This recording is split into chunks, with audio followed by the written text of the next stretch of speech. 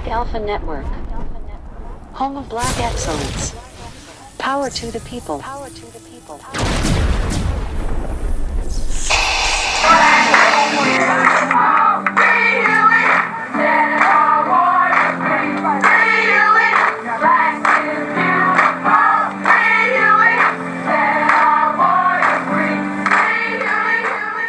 Roll call. If you a certified foundational Black American, if your people built this country, created this country, 10 toes down, loyal to the soil, never ran, never hid, never fled, got your own shit poppin', then let the whole damn world know where you at right now. Put your city, your town, your state, your region, all of the above. Plant that FBA flag on them loud and proud. Where you at? Let it be known. You in the deep south, the motherland? Let it be known. You on the west coast, Pacific? Let it be known. You on the east coast, Atlantic time, the Midwest, the heartland? Let it be known, let it be known, let it be known. That it's certified all the time. FBA against the world and the Black Alpha Network. Smash that like button. We own it. Here we go. Appreciate the love in the Tap In family. Ain't nobody better than all of us together as one. You know it's 100 miles an hour, top peeled back. No apologize, no compromise, no worries, no filters, and no fucks given.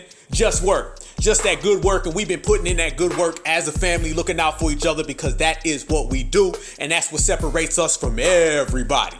And since we're on that type of time, everybody comes out and got a problem with certified foundational Black Americans. Everybody comes out the woodwork hating on certified foundational Black Americans. They out here losing sleep thinking about foundational Black Americans. They wasting money trying to hate on certified foundational Black Americans. You know that's something. You know that's something when somebody is hating on you so much, they putting up money and losing it. We got these motherfuckers losing money while they're hating on us, and we ain't even thinking about them. Ain't that something? Foundational Black Americans move, bing, everybody watching us. Foundational Black Americans step into place, bing, everybody watching us.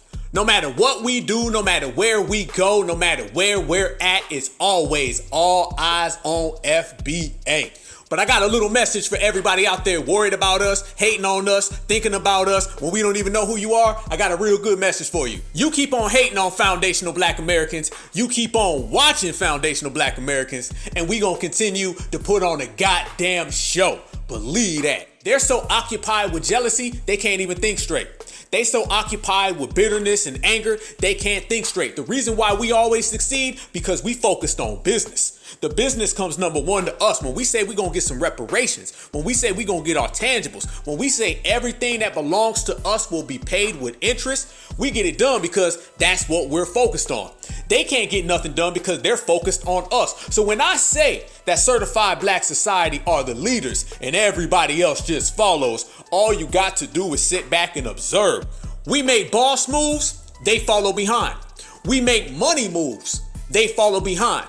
We make G moves and they follow behind. But what ends up happening when you spend a whole lifetime following behind someone else, you end up losing yourself in the process. And that is the condition for all of these non-FBA haters. That is the condition for all these I wish I was an FBA. Because trust and believe, these folks are only occupied with jealousy because they want what we got. They wish they were who we are. They wish they could stay in their own homelands and get it popping. They can't do that. So they start hating on people who can. They wish that they were proud to be who they are. They wish that they could plant their flag everywhere. We do that. Shit, we got FBA flags all up and down my block. But do they have their flags waving? Hell to the no. Because they'll take that shit down quick as hell if Zaddy told them to. Shit. Matter of fact, they out here putting up Zaddy's flag. So what does that tell you? We got our own flag waving. They got another person's flag waving. We represent our own lineage. They want to be a part of someone else's lineage. We stand in our own homeland and get it popping. They got to try to run to someone else's homeland because they couldn't get theirs popping. So damn right it's certified Black society. Damn right it's certified all the time. And it's FBA for the win. It feels good being on top. That's when you know you're winning. And when you're really winning, that's where all the haters start lining up. I'm telling you, family, they out here taking numbers. You can literally look and they got a line that goes all the way down the street and around the corner. These are just people who are signing up to hate on FBA. Coming out the woodwork. Ain't they been coming out the woodwork, family? Is there not a day that goes by that you don't see somebody from some different group or some different community hating on us, trying to crowbar their way into what we create, trying to get a piece of what we started because they can't do it on their own? That's just what happens. Every last one of these people who come around foundational Black Americans, every last one of these people who come around certified Black society, one way or another, they're trying to get what we create because them creating it is out of the question. They don't have it in them. They ain't strong enough. We got that soul, they don't. We got that power, they don't. And what happens when someone's weak? What happens when someone's a fleer? What happens when someone's a tether? Oh, the only thing they can do good, they can't get their homeland popping, but I'll tell you what they do good. Yeah, their eyesight is very good because they use them fucking eyes all day long to see who's getting it. They say, oh, foundational Black Americans getting it, gotta go over there. Oh, foundational Black Americans done built something, let's run to what they built. That's one thing about a fleer. A fleer only knows how to use their eyes and their legs. That's it. They can't use nothing else. Everything else is hollow and it's empty. You want to start talking about soul? Ain't got it. You want to start talking about heart? Ain't got it. You want to start talking about integrity? Ain't got it at all. But them motherfuckers know how to find us though, don't they? They know how to call into a Twitter space. These folks done called into our Twitter space so they can hate on us from places that don't even have electricity. Trust me, I done seen it. Folks done called in from villages on the other side of the earth. Ain't got no electricity, ain't got no running water. But somehow they call into our Twitter spaces and still got time to hate on us. They be talking about some, is this FBA? I just want to know, why do you need reparations and how can I have some? And I be like, motherfucker, no you didn't. You need to ask me a different question. I'll tell you how to get some water and why you need that. How about that one? Worry about your own electricity and your own drinking water. Then worry about foundational Black Americans' money. You see what I'm talking about? The only thing a tether knows how to use are his eyes and his legs. His eyes to see where to run to and his legs so he can run to it. That is it. And that's the same type of energy they come at us with. Oh, they can pocket watch. Man, I'm telling y'all, woo, these tethers and these fleers, they can pocket watch through walls. These motherfuckers got X-ray vision. They X-ray tethers. These motherfuckers turn into superheroes. Can you build your own country? Nope. But I can look through a brick wall into foundational Black Americans' pockets. Can you build a functioning water system? Nope. But I can look over an ocean into foundational Black Americans' bank accounts. I can tell you the 20s, the 50s, the 10s. Can't do that in your own homeland. But somehow you can look over a whole ocean and see how much money I got in my bank. Down to the penny. And that's what I'm talking about. The only thing a tether knows how to use are his eyes and his legs because they both assist them with fleeing their homeland. That's in them. And it's in us to do what certified foundational Black Americans always do. That is be exceptional, and that is to roast. And don't nobody roast better than a foundational Black American. And that's how it's about to go down. That's exactly what we about to do. And that's exactly how it's gonna play out. We're gonna set the record straight. So if you a non-FBA hater, you got about 2 seconds to clear the fuck out the building. You better find every exit sign, every back door. You better jump out a closed window because we about to light it up. All of them, you name them. The Skittles bag, the Starburst, the Reading Rainbow. Yeah, we've been watching. Put your crowbars down. You can't crowbar into our policies. You getting lit. The swirlers, the twirlers, the twisters, the turners. You about to get lit. The septum rings, the I can't get a wedding rings, the Lord of the Rings. Your ass about to get lit too. The feathers, the tethers, the fleers, and the fleedmen, they all about to get lit. So if you spend your days hating on us, then this episode of the Black Alpha Cash, you getting packed up. Trust and believe. Oh yeah, that's what it is. See, one thing about us family, us certifieds, we are multitaskers. We will G-check somebody on the way to the bank. That's what we do. We might jump in our car, drive to the bank, G-check 4 motherfuckers on the way there, cash our money, hop back in the car, and G-check another 4 on the way home. That's what we do. We multitask. Anybody can get it. And we don't discriminate either. No. All these folks running around here trying to say, you guys are xenophobic. You only pick on us. No, the fuck we don't. First off, we don't pick on nobody. Foundational Black Americans have that line. And y'all know we done talked about that line before. That's that fuck around and find out line. And it's a pretty cool line.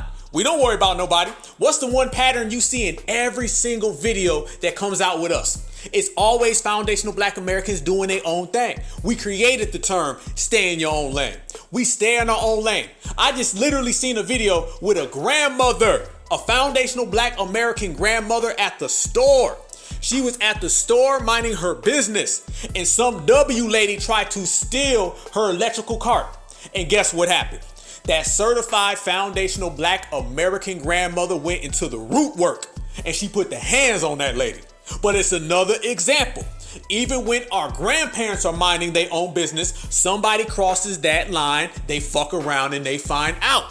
I seen another video with a young Black girl on the bus minding her own business with her headphones on, and a W kid came and started picking with her, and that W kid crossed that fuck around and find out line, and what happened?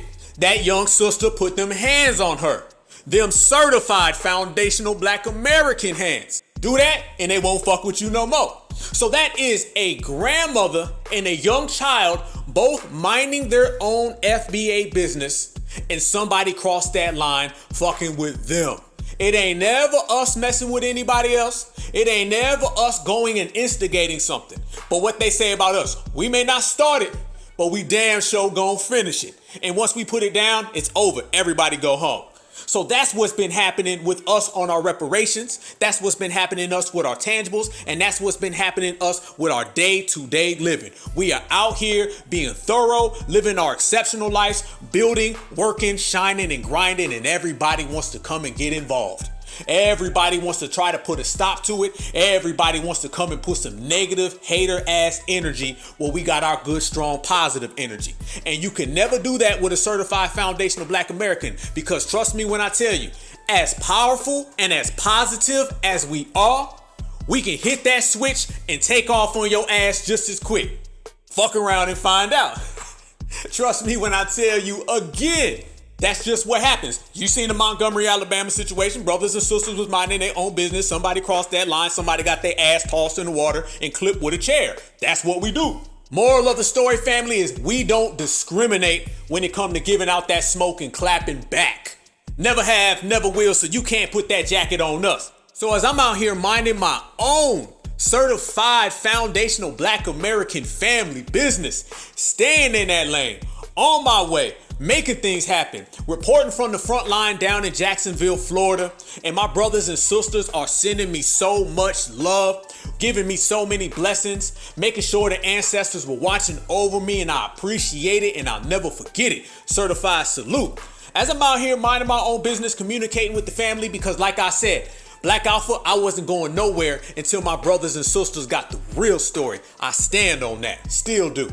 So as I'm sitting there reporting, doing my own certified thing, next thing you know, something's coming across my timeline, and salute to everybody that was DMing me, because I appreciate that. As I'm out on the front line fighting for an anti-foundational Black American hate crime law for our people, for our lineage, for our heritage and our culture, a damn video comes across my timeline with the 17th member of the Village People talking about Black Alpha. Yes, the 17th member looked like he just left the YMCA. This motherfucker looked like he's somewhere between Billy Porter's stunt double and RuPaul's hairdresser. Did y'all see that? Y'all seen that video? Where this guy is saying that I didn't know what I was talking about for fighting for an anti-foundational Black American hate crime law. And it really doesn't belong to us. It really belongs to the Skittles bag. Yeah, he said that the Skittles bag community is really the community that deserves some type of protections. He said that they're really the community that deserves some type of laws, some type of tangibles. Not our lineage, Starburst.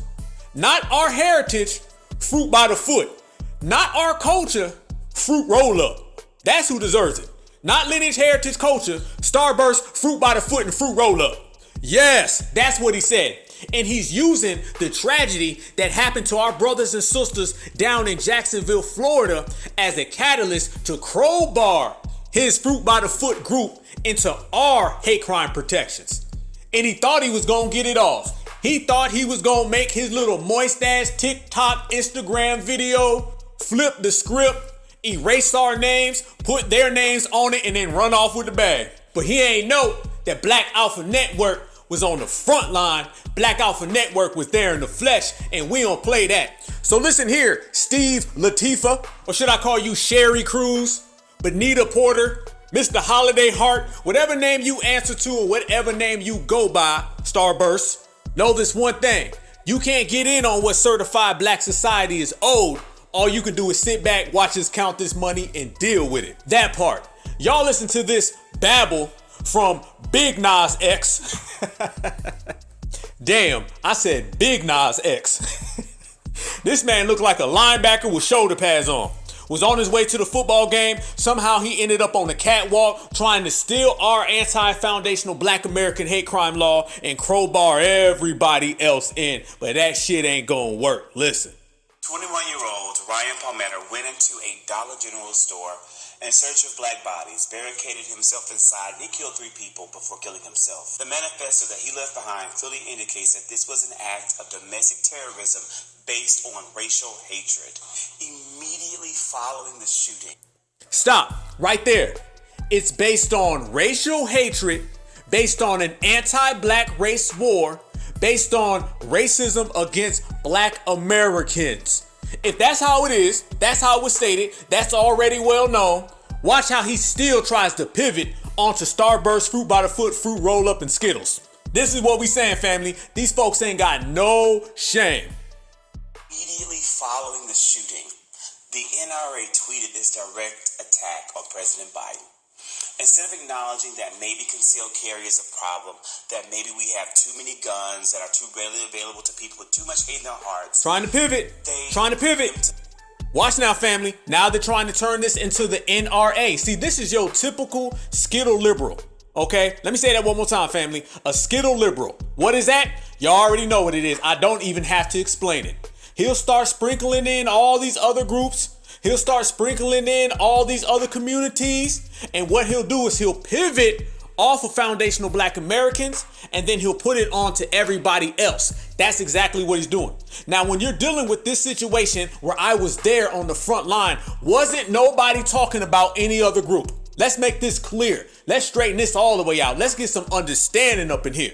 What happened in Jacksonville, Florida, the same way as what happened in Charleston, South Carolina, the same thing that happened in Buffalo, New York, and all across this country has nothing to do with any other color other than black. You can try to make it a rainbow. You can add green, yellow, orange, blue, and lavender. That shit don't mean nothing. It's all about anti-black racism.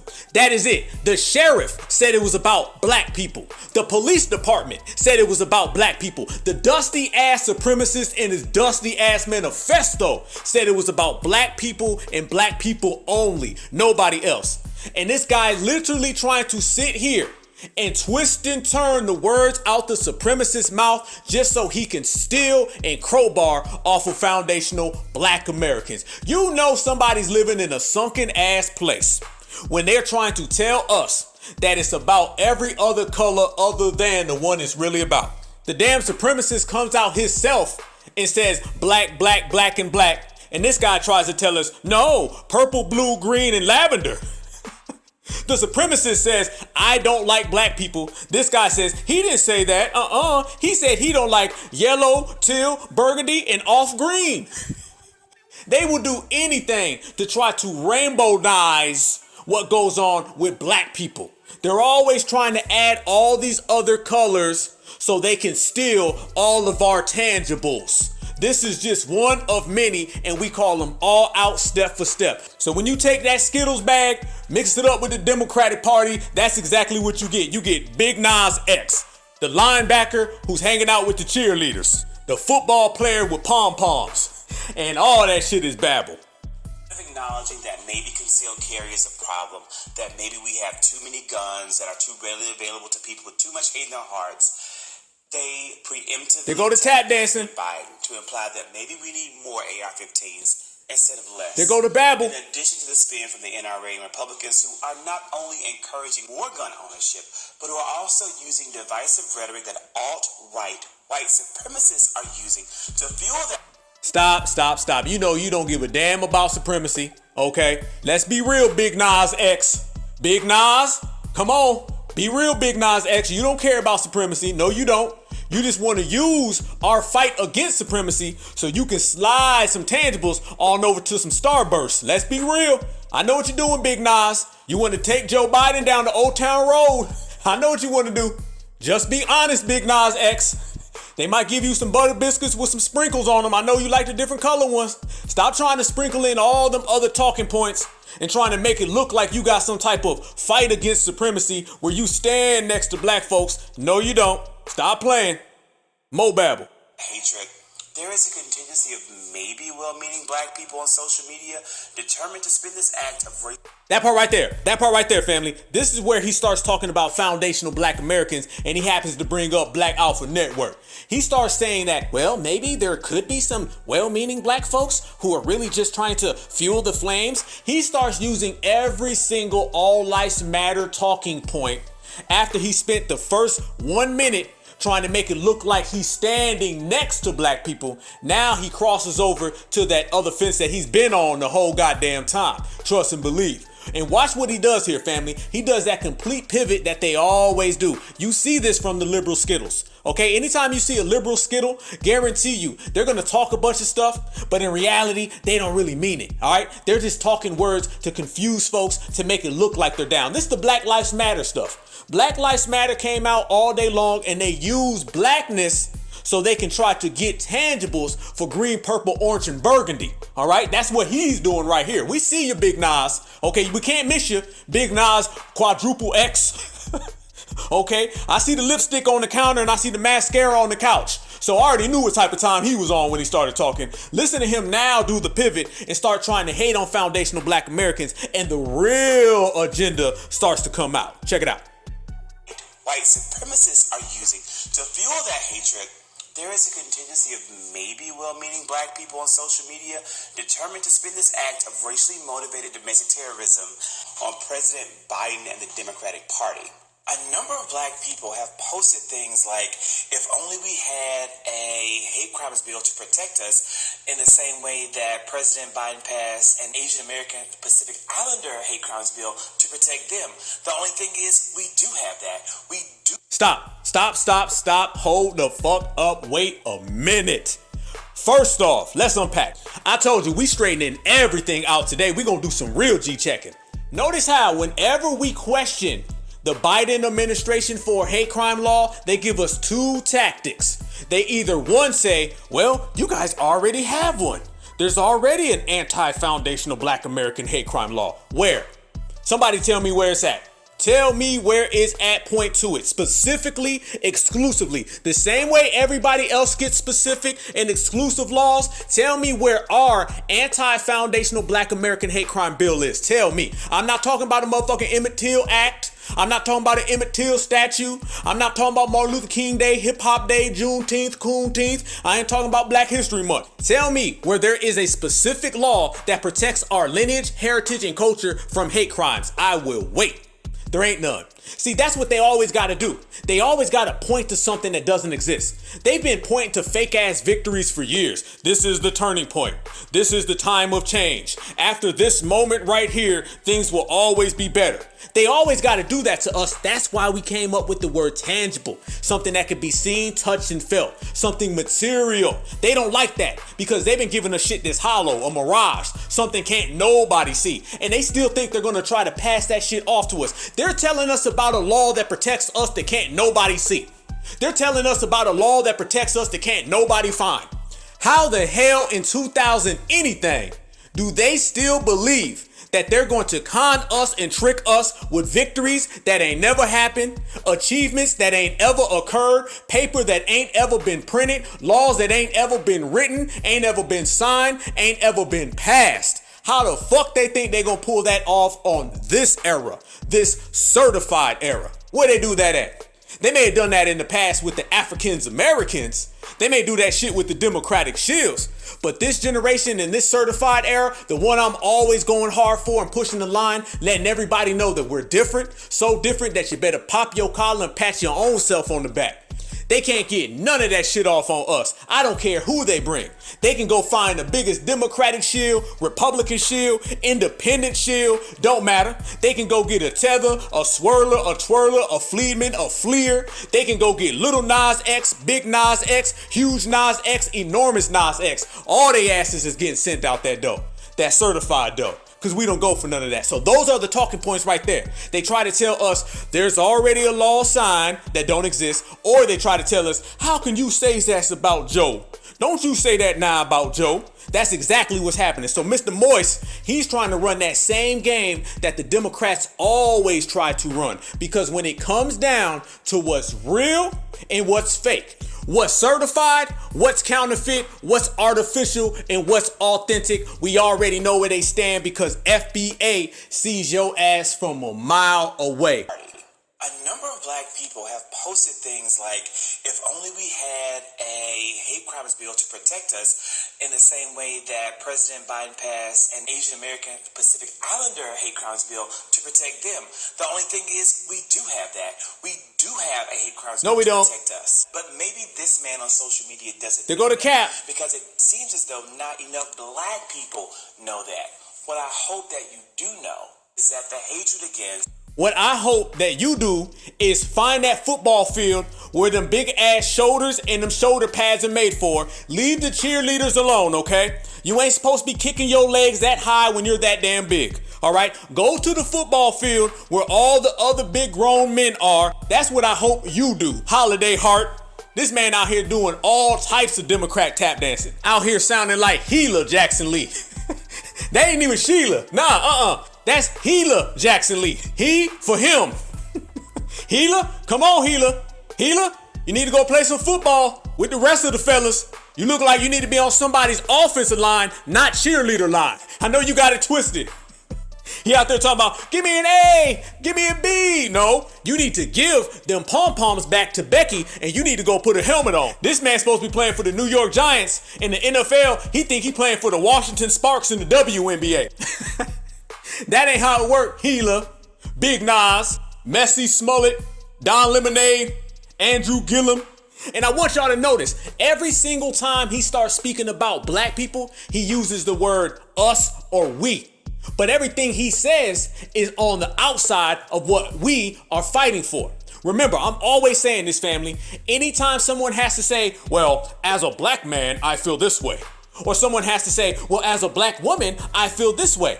Anytime somebody got to start off their statement by saying that, they asses is lying. And they really are anti-brothers and sisters. We ain't got to say that shit. I ain't got to walk in no room and announce my blackness. Ain't got to do it. Never. The only reason they do that is because they got to weasel themselves in to make it sound like they fighting for us, but in reality, they're fighting against us. That's that Black Lives Matter shit. That's why they was always putting that fist in the air, acting real woke, saying Black Lives Matter, black men, black women. As soon as you turned around, they started talking about Skittles, fruit by the foot, and fruit roll up. That's what they always do. So you see right here, he starts speaking about black men and we and us. But in reality, he's really them, they, and them motherfuckers across the street. Listen. Protect them. The only thing is, we do have that. We do have a hate crimes bill to protect us. See that right there? We do have that. We do have laws that protect us. No, we don't. You got shoulder pads to protect you, but you ain't on the football field, though. Big Nas. So that's the shit we talk about right there. They always got to slip in we and us. But in reality, they're anti-foundational black Americans. In reality, they're outsiders. And they only use that for trick bag purposes. Because that's all they got, family. We occupy the truth. We occupy the facts. We occupy all the goddamn receipts. They ain't got any. They don't have nothing to stand on. So they gotta lie. Look how off code that is. You had black Americans slaughtered in an anti-black shooting, and then you had black people on TikTok making excuses for the supremacists. This is why we got a zero tolerance, a no fucks given code, all right? A no fucks given code, no worries, no compromise, no apologize. We G-check these people and run their ass right off the block because it has been proven that no matter what happens, no matter what goes down, they're always going to be anti-certified. All right, a counterfeit, they can't exist in the same presence as us. They just can't do it. They don't know what it's like. They're upset that they gotta kiss ass. When massa come around, they got to bow down. You hear this guy? This is not only the down low, brother. This is the go down and stay down low, brother. And y'all know what he's doing when he down. All right, you know exactly what's happening. So when you start talking about Gila Jackson Lee, Sherry Cruz, you start talking about Don Lemonade and Messy Jesse and Andrew Gillum's hotel room, all that wrapped in one. This the type of energy and the type of time that you're going to see he's going to be on. So he's trying to make it look like the anti-foundational Black American hate crime law that we're all fighting for. He's telling us that it already exists, but he couldn't show it. He couldn't prove it because they have no facts. But when we start talking about the community that he's caping for, I can point to law after law after law that shows they have way more protections than we have ever had. They have way more benefits and assistance than we have ever had. And do you know the person that gave them half of those protections? Do you know the person that made executive orders for them? The same person who said he couldn't sign an executive order for us. The same person who said he don't have the power. The same person they said, wait till he gets elected. Wait till his second election. Wait till he ain't even president no more. Yeah, y'all know who I'm getting at. We talking about the Rainbow in Chief.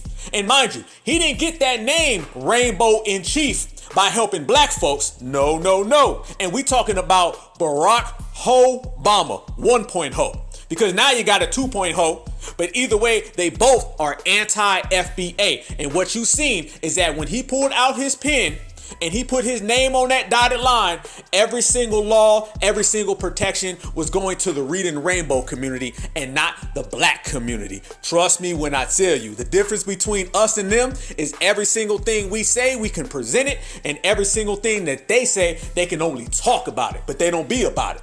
So when you start looking at some laws, you start looking at some tangibles, you start looking at resources that have been allocated to foundational Black Americans, we've been waiting for 500 years and got one. Not one. As a matter of fact, the only laws that have ever been written for foundational Black Americans are actually anti-us laws. Yeah, Jim Crow. Jim Crow was a law. The black codes, those were all laws. Redlining, those were all laws. And those were all to our detriment. But this government has never written a law to benefit us. And if it ever is a law that is under the guise of helping us, it ends up going to everyone else. We got to get all life mattered while everybody else gets to keep things in house. That's why they don't like this certified era and this community right here today and this time is because we saying, fuck that. If it's about us, it's going to stay with us. We ain't sharing. We ain't handing out nothing. I'm greedy as hell. Extra greedy. If it's foundational Black Americans, it's going to stay foundational Black Americans. If it's certified Black society, it's going to stay certified Black society. You ain't getting $1 from me. You ain't getting a penny, a nickel, a quarter, not a goddamn thing. Don't even ask. As a matter of fact, don't even come around. That flag in my front yard says certified only. And if you think you're going to all lives matter, they go low, we go high, can we all just get along? You better hop in the time machine and go back to the Africans American. He may help you out. Certified foundationals, we gonna kick you out. Big ass difference. So let's go back in time. Let's look at Barack Obama, some of the laws that he created. And every single one of those laws were helping out starbursts, not foundationals. Every single one of those laws were helping out fruit by the foot, not foundationals. Every single one of those laws were helping fruit roll-ups, not foundationals. So we got to put this on the table. We got to make this statement. We got to ask this question. Was he the president for foundationals or fruit roll-up? Was he the president for foundationals or fruit by the foot? I see an F, but it don't say foundational. It says everything other than us. So when you peel back the layers and you call out what actually happened, not no TikTok video, not no Instagram post, the facts, then you already know why he was called the Rainbow in Chief. And we got all the receipts, we got all the spoilers and all the facts on the table. Cause you know how we do on the Black Alpha Network. Smash that like button right now. Share this video because we building, we working, we shining, we grinding. Not only did he sign one law, he signed multiple laws. Don't get it twisted. So when they running around here saying what they needs, sound like they already got it and they got it from Barack Obama. So this is law number 1 that he signed for their community. Roll it. Major win today for the gay community. President Obama signing an executive order prohibiting federal contractors from discriminating on the basis of gender and sexual orientation. ABC 15's Allison Rodriguez is live in the newsroom with more. And Allison, just how many people does this impact? Steve, the executive order impacts 28 million workers. With today's signing, lesbian, gay, bisexual, and transgender federal employees will now be protected from discrimination.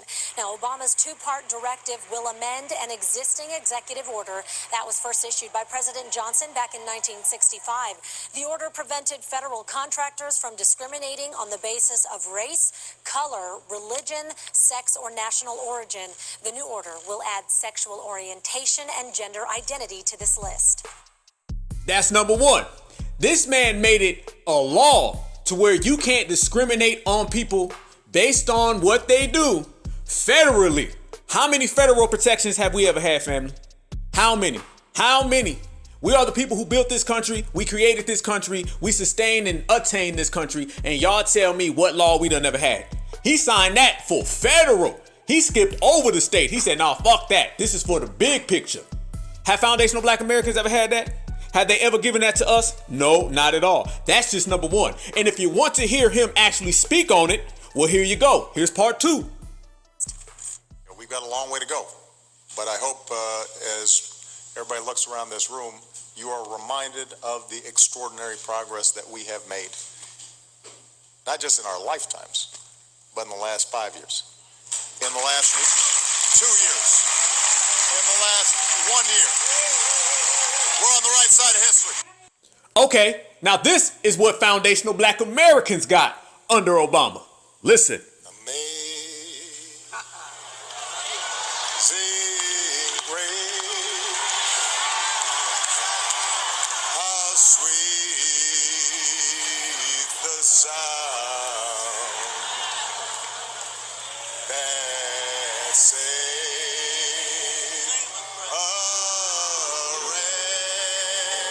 Stop. Should I continue, family? Should I be extra and just let it go? I shouldn't, should I? I shouldn't do it? Nah, hey, fuck that. We got to do it. Let's continue to hammer this point home. Here's what we got, family. The rest of the song. We got half the song, and then we got the other half. They get laws. Listen.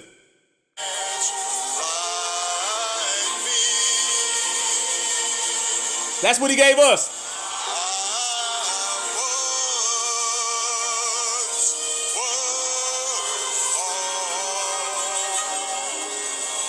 That's tangibles. That's his tangibles.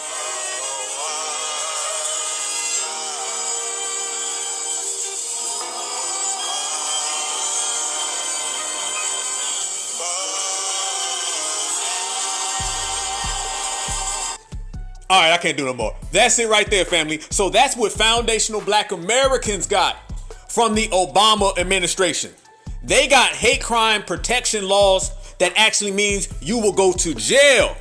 He said he gonna protect us with amazing grace. He's gonna protect us with that horrible fucking singing. He gonna protect us with all the tap dancing in the congregation. That's what his plan was, to protect us in an anti-Black race war. That's what his agenda was. That's what his administration sat down at the table and said, we're going to give them hate crime protections in the form of amazing grace. But yet, Moist Man X is trying to tell us that we already have hate crime protections. Family, all the receipts on the table. Family, all the facts laid out. That don't sound like a hate crime protection to me. Don't sound like a law, don't sound like a bill. Damn sure ain't nothing like what the Reading Rainbow got. But we ain't done yet. Here's part 2 to what they got. After more than a decade of opposition and delay, we've passed inclusive hate crimes legislation. We've passed inclusive hate crimes legislation. We've passed inclusive hate crimes legislation to help protect our citizens from violence based on who they love, based on who they love, based on who they love, who they love, who they love, who they love, or who they are.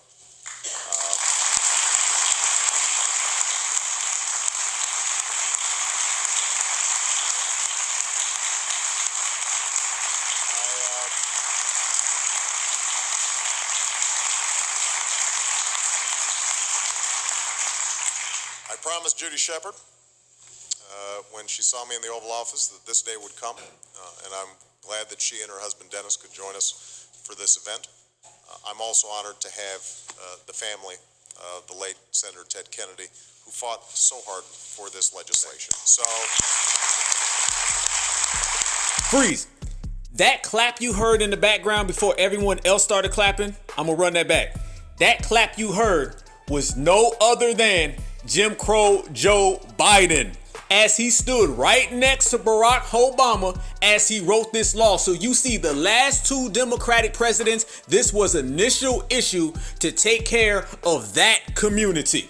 This was the Matthew Shepard law. The Matthew Shepard law is an anti-that community law, which gives them hate crime protections. This is on record. This is on document. Look at your screen right now. You know we keep the receipts right now. You know we got the facts right now, and it stays that way. Can't nobody come against us. Hell nah. Don't you ever load up and talk about Black Alpha Network. You better brush your teeth first, homie. We in a whole different level on a whole different playing field. We playing football. You over there with the cheerleaders, man. You better go sit down. So this is what we mean when we say we need an anti-foundational Black American hate crime law, one that is specific to us, not one that includes everybody. Because if they can give you a law that is for you, but everyone else's name on it, then it ain't for you. Imagine if your employer wrote you a check, but your check that goes to you, that you work for, got 20 different names on it. You think it's your money? Do you think it belongs to you? Do you think all that money is yours to collect? Or is it gonna go to you and them 20 other people? That's what they do to us. That's why we prevent them from all lives mattering everything. Because when I look at these hate crime protections, I ain't seen not one person talking about Black people. It's always some type of abstract or ambiguous terms. Hatred, mean people, we need to get over it, it's the past. When it comes to them, it's direct and specific to the point where they named it after someone from their community. We don't get that unless it's a statue or unless it's some type of fake ass holiday that didn't nobody ask for. They know what they doing, but they also know that we putting pressure on them because this time is unlike the last time. And if you didn't like us before, you're going to be pissed off right now. So listen as Barack Obama gives this speech, and the first person you hear clapping in the background was Jimmy Crow Joe Biden. This is when he still could walk. This is when he can still complete a sentence. This is when he still had access to his memory before the dementia kicked in. Matter of fact, I'm gonna take it a step further, family, and let you know that when this Matthew Shepard law, which was an anti-that community protection, was passed, this wasn't Barack Obama in 2010. Nope. This wasn't Barack Obama in 2011. Nope. This wasn't Barack Obama in 2012, 2013. Nope. This was Barack Obama in 2009. This is when his hair was still black. So that shows you that he signed this law for them, that community, on the first year he was elected. What did they tell us the first year he was elected? Y'all remember what they told us? I remember. They told us he can't do nothing for Black people. Remember, he's the president for all people. He can't just take care of Black people. He's got to work for everybody. He can't be seen as biased. We need to wait until the second term. Waited for the second term, they say wait for the third term. There ain't no such thing as a third term. Well, vote for Joe Biden now. Throw Hillary Clinton in the middle. So in the very, very beginning, on his first year as president, he wrote this law the same way Joe Biden did for another community. First day. President Biden today signing a bill to combat the growing number of hate incidents against Asian Americans. First day. 6,600 in 1 year. Kristen Welker is not 500 years. Kristen, day one. Broad support for this. Lester, there are few bipartisan moments in Washington, but this was one of them.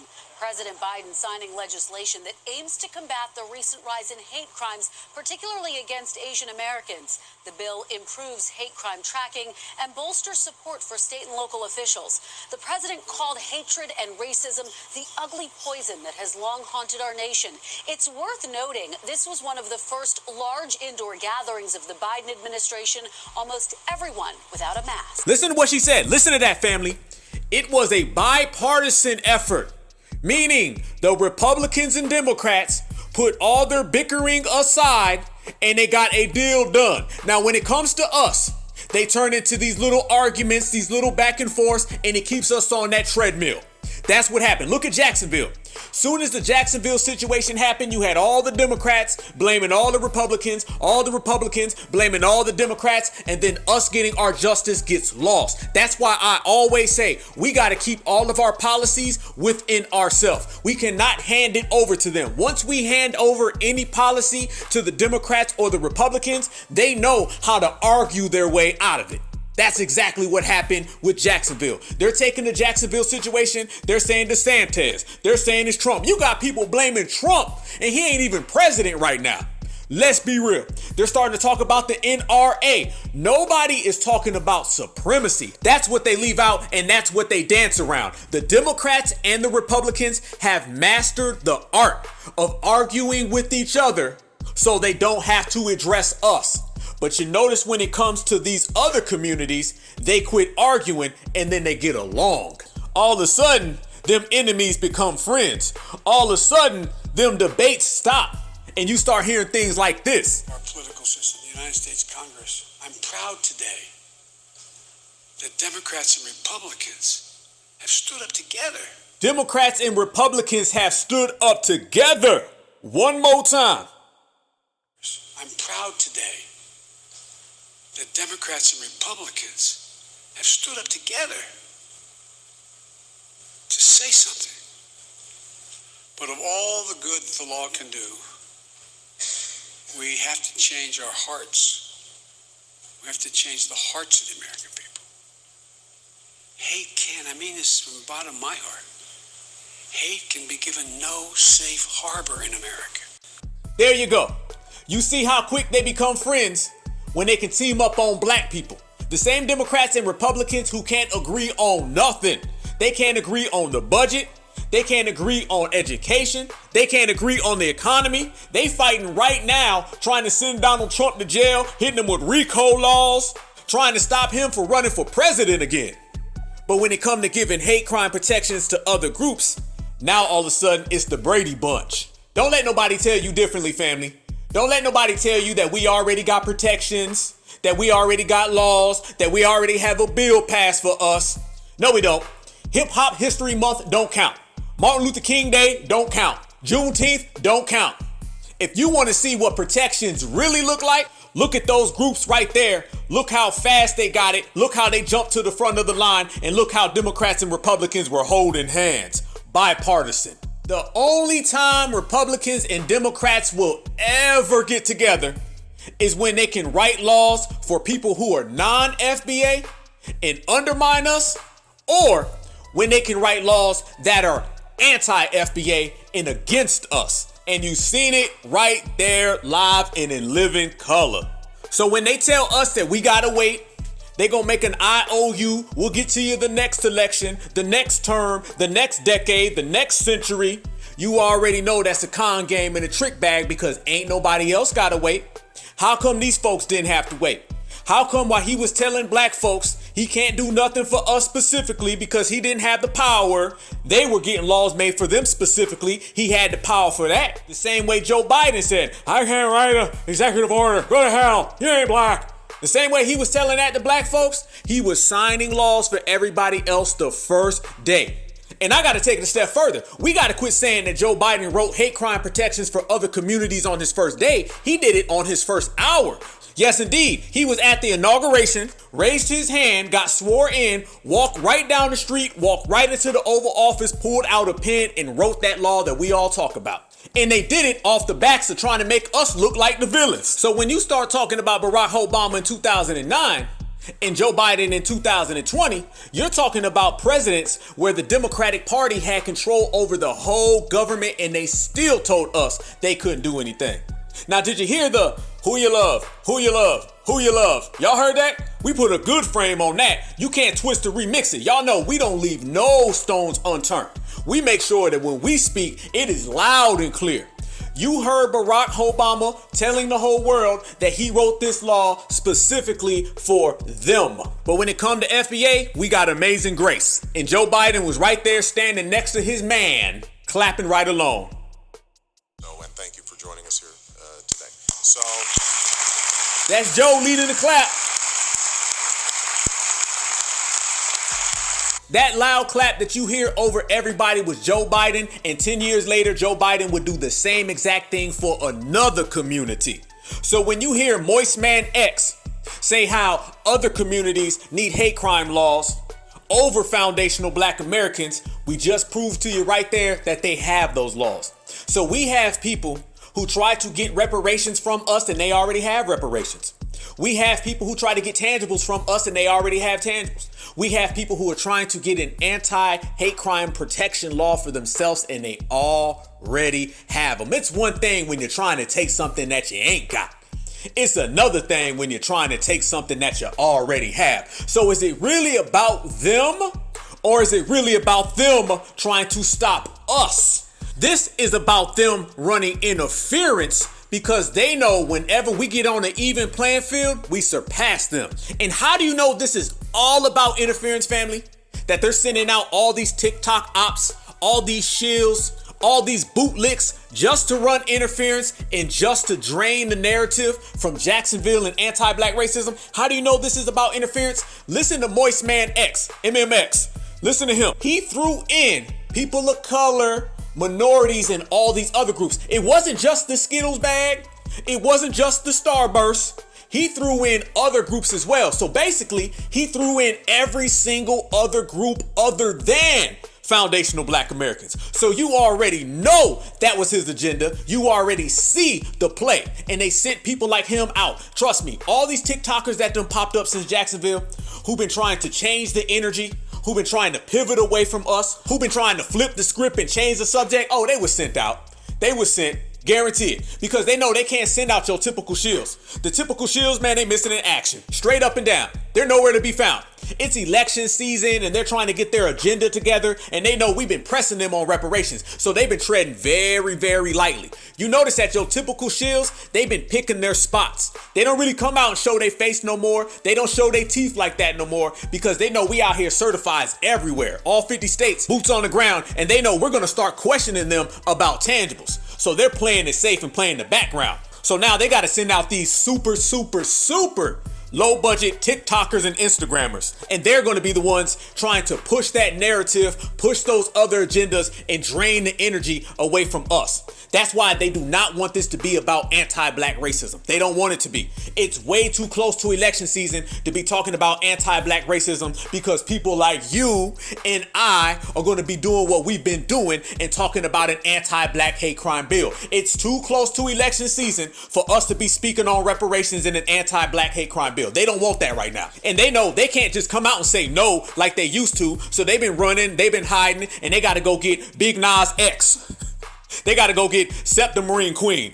They got to go get Sarah the Swirler. Whoever they can find off of social media, that's who they've been trying to send at us. And we've been packing their asses up and sending them right back. That's how we do things. Certified BLACK. That the hatred against black, brown, and LGBTQ people is growing.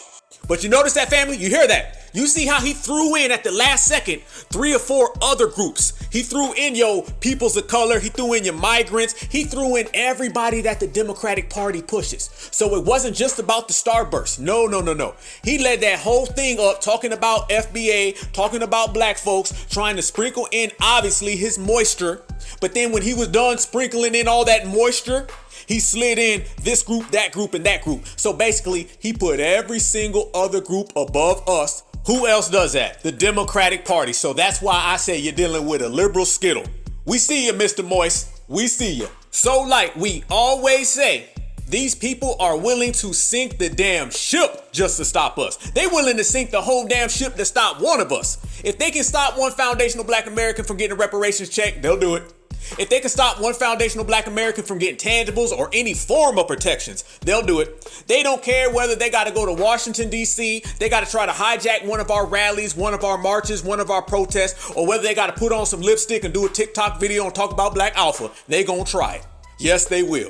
And you've been seeing that ever since the Jacksonville situation. People been popping up out of nowhere. These motherfuckers ain't got no followers, no likes, no shares, no nothing. But they've been cranking up that damn computer. They've been pulling out their busted ass phone. And they've been saying, I don't really know why Black people are so mad right now. It's not really about hate crimes. It's really about everyone. You guys really shouldn't ask for anything. We should all get it. It's not really about the black community. It's about feminism. It's about liberalism, Skittleism. It's about rainbowism. Ism, anything so FBA don't get what's ours. That's how sad and pathetic they are. But we've been calling them out, rolling them up, packing them up, and sending them out the paint. So they watching. Oh yeah, they watching. They listening right now too. If you're listening right now, you already know what time it is. We on game, on code, and on point. Can't be touched. We know the pattern. We see the pattern. And your ability to see things before they happen, that's the biggest power that you can have in this world. If you can forecast something before it goes down, you're going to always be good. That's why I say FBA see your ass from a mile away. We see what they up to. We know the pattern. We identify it, and then we regulate. You see it, you frame it, you regulate. Stay on it. That's what it is. So we know what they do. They take things that foundational black Americans create, and then they benefit off of it. They try to run us in that circle, and they've been trying to run us in that circle forever. Look at it. FBA built this country. Everybody else flees here to benefit from it. They try to give us the first black president so he can write laws for non-black people. They try to give us the first black vice president so she can write laws for non-black people. And then straight up told us, remember this? Listen, the reality also is this. Any policy that will benefit black people will benefit all of society. Let's be clear about that. Let's really be clear about that. So I'm not going to sit here and say I'm going to do something that's only going to benefit black people. No, because whatever benefits that black family will benefit that community and society as a whole and the country. Right there, listen to the words. Whatever benefits black people will benefit society as a whole and the country. But you never see what benefits society as a whole and the country benefit black people. I just said that black people build it and everyone else benefits. And she just said black people build it and everyone benefits. Spoiler dropped. We ain't got to use AI. We ain't got to use no computer programming chip. We ain't got to pull no lies out the sky, throw nothing against the wall, and we damn sure ain't got to make no Instagram posts. All we do in certified black society is take the bullshit that you say and we flip it right back on you. That's what we call a receipt, and it gets no bigger than that. So as I say that we got receipts and they take what we do so they can benefit from it, it ain't just with the country that we created. They benefit from that. It ain't just the first black president that everyone else benefited from. It ain't just Cop Allah or collard green Kamala. Nope. What it also boils down to is every time a tragedy happens, everyone benefits from it. They jump on it so fast so they can give the benefits away to everybody else. Martin Luther King Day. They took Martin Luther King Day and handed it off to everyone else so they can get the benefits. Juneteenth, they get the day off. So not only are they giving away benefits, tangibles, and protections, they're also giving these folks days off and paid leave based on things that have been tragedies to us. And we ain't letting it go down that way right now with Jacksonville. We saying, nope, we focus on anti-black racism. Y'all notice that? They've been trying to shift it over here. We said, nope, anti-black racism. They try to shift it over there. We say, nope, anti-black. They try to spin it back around and we said anti-black racism and W supremacy, and we ain't hearing nothing else. That's why I say there's a difference between begging and making commands. There's a difference between asking and making commands. There's a difference between speaking what they want to hear and speaking how the fuck you feel. Once we switched over to all of that, things done changed. And it's all because of us. It gets no better. Watch it. If something happens to a black American, every other person other than black Americans are going to get the credit for it. And that's exactly the play that they try to run in Jacksonville. How do I know? Because I was there. When I was there, all black people on the front line. When I was there, all black people in the street. When I was there, all black people in the neighborhood. But when I turned on the TV, somehow black in the streets went to rainbow on the television. Sure did.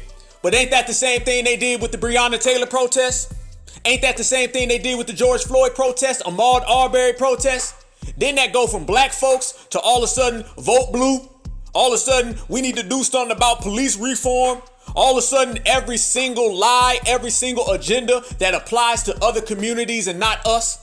Oh, and by the way, speaking of Breonna Taylor and George Floyd, They still ain't passed the laws that were in their name. Because y'all know they love giving us laws in the name of a black American that was harmed. But that law that was in the black American that was harmed's name doesn't even serve black people. So the community that they're from doesn't even benefit the laws that were written for them. Boy, it's cold. It's cold out here in the streets. You better wear your sweater. You got the Breonna Taylor Act, don't help black people. The George Floyd Act, don't help black people. You got an Emmett Till anti-lynching law that ain't ever stopped a black person from getting lynched. Tell me about it. But yet, when you see anybody else get a law passed, that is not only created, it's not only written, it's not only signed, sealed, and delivered, it's enforced. Not only is it enforced, it's mandated, it's sanctioned, it's pushed through. No pushback. Every single politician will sign off on it. Let there be a law for foundational black Americans. It's going to be this split. Well, we not sure and we can't get along. The Republicans and Democrats start fighting. Let it be a law for someone else. That shit gets signed off 100-0. Expediently. Right through.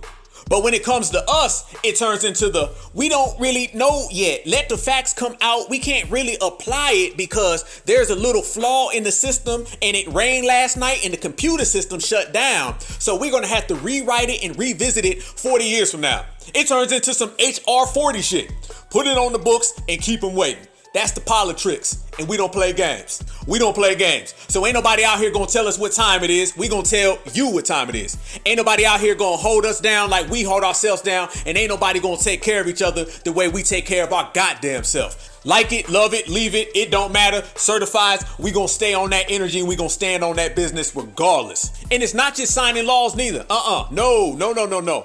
This is how serious they are about pushing that agenda. The very fact that they fly over to other countries and ridicule them on the same laws that they push right here in America. Yup. They don't just sign protections that we've noted, that we've documented. Y'all seen it. We put it all on the line. Anybody saying that community, them communities, or those communities don't have protections is a lie. We framed it and we put that receipt on the table. Moving forward. Not only have we proven that, we've also showed that they advocate for it. Y'all remember when Barack Obama went over to Africa and he was getting into it with them, trying to make them sign the same protections that they signed here in America? Yeah. Kamala Harris just flew over there and did the same thing 10 years after Obama. So not only is Sherry Cruz babbling about hate crime protections, you getting exposed for all that damn tap dancing. President Obama is traveling in Africa this weekend, spending today in his father's homeland, Kenya, where he took on the country's law that makes homosexuality illegal. Chief White House correspondent Major Garrett is with the president in Nairobi. Military fanfare and flourishes, President Obama arrived at Kenya's White House for a face-to-face meeting with President Uhuru Kenyatta. And Kenyatta welcomed more U.S. aid to boost young African entrepreneurs. But the two clashed on Kenya's refusal to protect the rights of gays and lesbians. When a government gets in the habit of treating people differently, those habits can spread. The idea that they are going to be treated differently or abused because of who they love is wrong. But there are some things that we must admit we don't share. Our culture, our societies don't accept. For Kenyans today, the issue is really a non-issue. This is Kamala Harris in Africa a few months ago saying the same exact thing that Obama said in Africa 10 years ago. Let me be clear about where we stand. First of all, for the American press who are here, you know that a great deal of work in my career has been to address human rights issues, equality issues across the board, including as it relates to the LGBT community. Now, it's funny how she'll say those things are human rights, but when it comes to an anti-black race war, it's, no, I can't help you. So they already know what we already see, and that's that we pushing our own line, the certified way. And I feel very strongly about the importance of supporting the freedom and supporting and fighting for equality among all people, and that all people be treated equally. I will also say that this is an issue that we consider, and I consider, to be a human rights issue, and that will not change. Another receipt. Certified receipt. Who ain't getting protections? Who ain't getting advocated for? Who deserves some type of law above FBA? You're hearing international advocating. geopolitical. They're not only pushing for protections for them right here in America, they're pushing for protections for them over the ocean. Who's pushing for laws to protect us on the other side of the ocean? Who's pushing for laws to protect us on this side of the ocean, on this side of the river, on this side of the lake? We can't get a hate crime protection on this side of a small pond. But we got Mr. King Latifah over here telling FBA to get in the back of the line. Go back to Old Town Road, homie, because you can't come around us. Sit down, disqualified, cancel. Anytime you deal with someone with multiple affiliations, dual allegiances, they're always going to pick the other side other than the lineage. But they're going to pretend that they support the lineage just so they can get close enough to us so they can steal from us. And that's exactly what Holiday Hart is right here doing. He's out here making TikTok videos looking like he just came from Andrew Gillum's hotel room. He done left Andrew Gillum's hotel room and went straight to the computer and filmed this TikTok video where he's trying to take a situation, a tragedy that happened to Black Americans, and give all the tangibles to the Skittles bag. And he's using every single talking point that he can possibly find. So now this is the part right here where he starts trying to talk about Black Alpha Network. He says, well, this man doesn't understand what's really going on. See, what reality is, family, is that I'm on the front line fighting for the lineage, standing on lineage business, and trying to bring the real story to our brothers and sisters. And Big Nas Moist Man, he don't like that because that don't fit his Skittles agenda. That's it. Because he knows the more I bring the truth, the further they're going to get away from being able to steal from us. The more I speak them facts, the more brothers and sisters know what's really going on in the streets, boots on the ground. The further they're going to get away from being able to crowbar onto us, latch onto us, and steal from us. So while Black Alpha Network was on the front line reporting to the family, this man was in front of a computer making a TikTok video with eyeliner, mascara, all in the goddamn background. Lipstick on the fucking camera, all that. But we was out there reporting the real facts, bringing it certified style. So you see the big difference right there on what we do and what they do. We create, they take. We're real, they steal. Everything that certified foundational Black Americans get done, you can guarantee you somebody else out there who can't get it on their own, somebody else who ain't strong enough is going to be trying to take what's on our plate and bring it back over to them. And what they do not like is this is the era where don't none of that shit fly. We reject it ASAP. So family, this right here is where Big Nas X, Gila Jackson Lee, Andrew Gillum's hotel room, Don Lemon's dinner date, and Jesse Smollett's African friends. This is where he starts talking about Black Alpha Network. Listen. We do have a hate crimes bill to protect us, but maybe this man on social media doesn't know that because it seems as though not enough Black people know that. He talking about me, family. Do know is that the hatred against Black, brown, and LGBTQ people is growing. Here we at go. An accelerated rate, and not there it enough is. people are taking action to do something about it. Man. This guy out here sounded like Terry Crews testifying at a Me Too movement hearing and got the nerve to speak on me. Let me go ahead and put some things on the table right here, right now, so we can go ahead and say what the differences are. First off, I'm certified, and this is you. Assault lasted only minutes, but what he was effectively telling me while he held my genitals in his hand, was that he held the power. The person who did this was the head of the motion picture department at my own agency. He says he was drunk. He said he was under, he wasn't himself. And I immediately, Why weren't you? You're a big, powerful man. Why didn't you? Say it as it is. I think it's important. You only have a few shots. And that's you. See, the difference between me and you is that I'm on the front line, you on TikTok, okay? My mama still got her high heel shoes in her closet. Can your mama say that? No.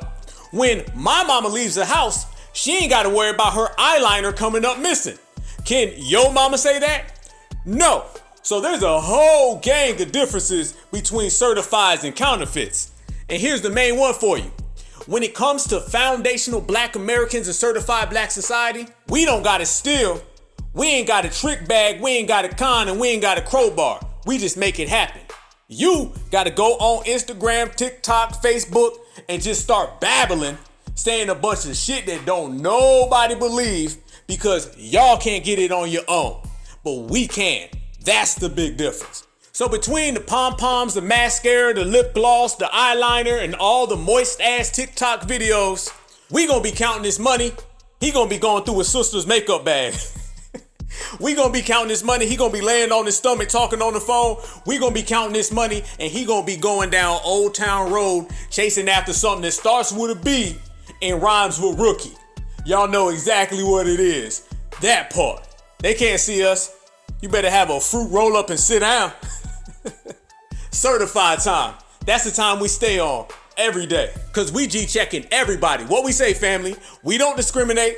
Nope. You walk through that door, you hating on foundational black Americans, then you gonna get this foundational black American smoke. We giving out that work. I don't care if you somebody who's trying to steal our heritage, steal our lineage, steal our culture, steal our tangibles, you gonna get this work. So you got people saying that they co-created hip hop, they getting that work. You got folks trying to weasel into our reparations, they getting that work. You got folks out here trying to all lives matter, every single thing that happens to us, they getting that work. Because notice, we're the only people who have to share our tragedies. Yes, we gotta share tragedies with everybody. Don't nobody share $1 with us though. Think about it, family. Anytime something happens to one of us specifically, it's got to get all lives matter, all humans matter, all people matter, peoplehood, brotherhood, sisterhood, minorities, POCs. That's why when the slaughter happened in Jacksonville and I was on the front line, the first video I put out, I told the family, I said, don't let nobody spin this into people of color or minorities because this was about black people. It was 3 black people who were harmed. It was in a black county. It was in a black neighborhood. I was on a black street because I knew the first thing they were going to do was start talking about everybody. Start talking about we as a community, marginalized, Reading Rainbow, Starburst, Skittles bag, all of the above. And we said, hell no. Peace and respect, family. This is Black Alpha. We are broadcasting live from Jacksonville, Florida, right on Kings Road, where it has been confirmed that 3 black Americans were slaughtered once again. Same story. I'm out here right now in front of it with the people, and we are really genuinely here. As you can tell, they got everything blocked off, but we are definitely going to bring all the real facts and all the real truths to the situation. What we do know is that this was another anti-black shooting. Don't let anybody spin it with the people of color. Don't let anybody spin it with the minorities. This was about black people. Therefore, we need an anti-black hate crime bill. You hear me, Joe Biden. You hear me, all the Republican Party, the Democratic Party, every last one of you. This is what we need because it's about us. We ain't go for that and that shit ain't get off the ground. We said this is FBA only, FBA business, and you gonna write us some FBA laws specifically. They sent out their old civil rights dinosaurs, reject, sent them back. They sent out their Skittles bag, reject, sent them back. They had to take the mascara off, take the shoulder pads off, and put the pom-poms down. That's how thorough we've been. Nothing that they try to get off on us worked. So they just got to the point where they just start telling lies. Oh, they start just reaching into the trick bag, reaching into the sky. Anything they can get a hold of, they was trying to throw at us. This how we know that we got them shook up. They slipping, falling all over the place, fumbling the bag.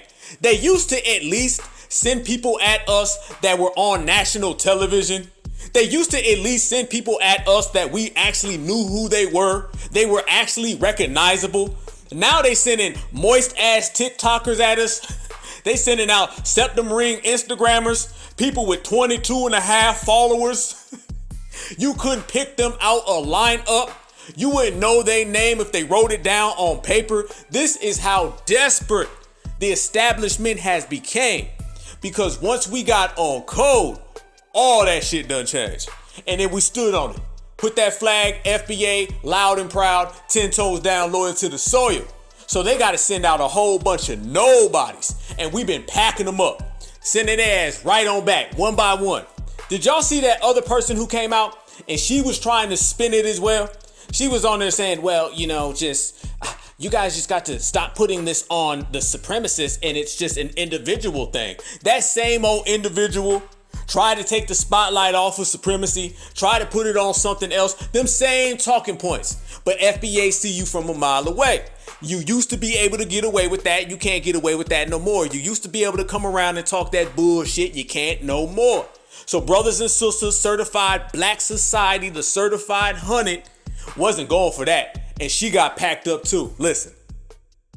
We've made as a country a lot of progress since 1963, but it's obvious that, racism still is a big issue, and it is something that we need to work on eliminating these tribalist ideas that people have that certain races are better than other races. I think that one thing in the reporting of this story that has been frustrating for me is how people that I have seen on the news have been taking this man who has this terrible tribalist idea of race and believes that black people are inferior, and they are turning around and saying that this is because of his race, and are saying that it's because he is white, or because he is a man, or because he is a gun owner, or kind of putting him into these groups and trying to demonize these entire groups because of this man's actions. Don't take the responsibility off of him by trying to blame people around him and trying to blame these other groups that had nothing to do with him and his issues and his own thoughts that he is responsible for himself. Bullshit, babble. First off, you could already tell what type of time she was on. You could already tell what type of bullshit she was on by the way she started.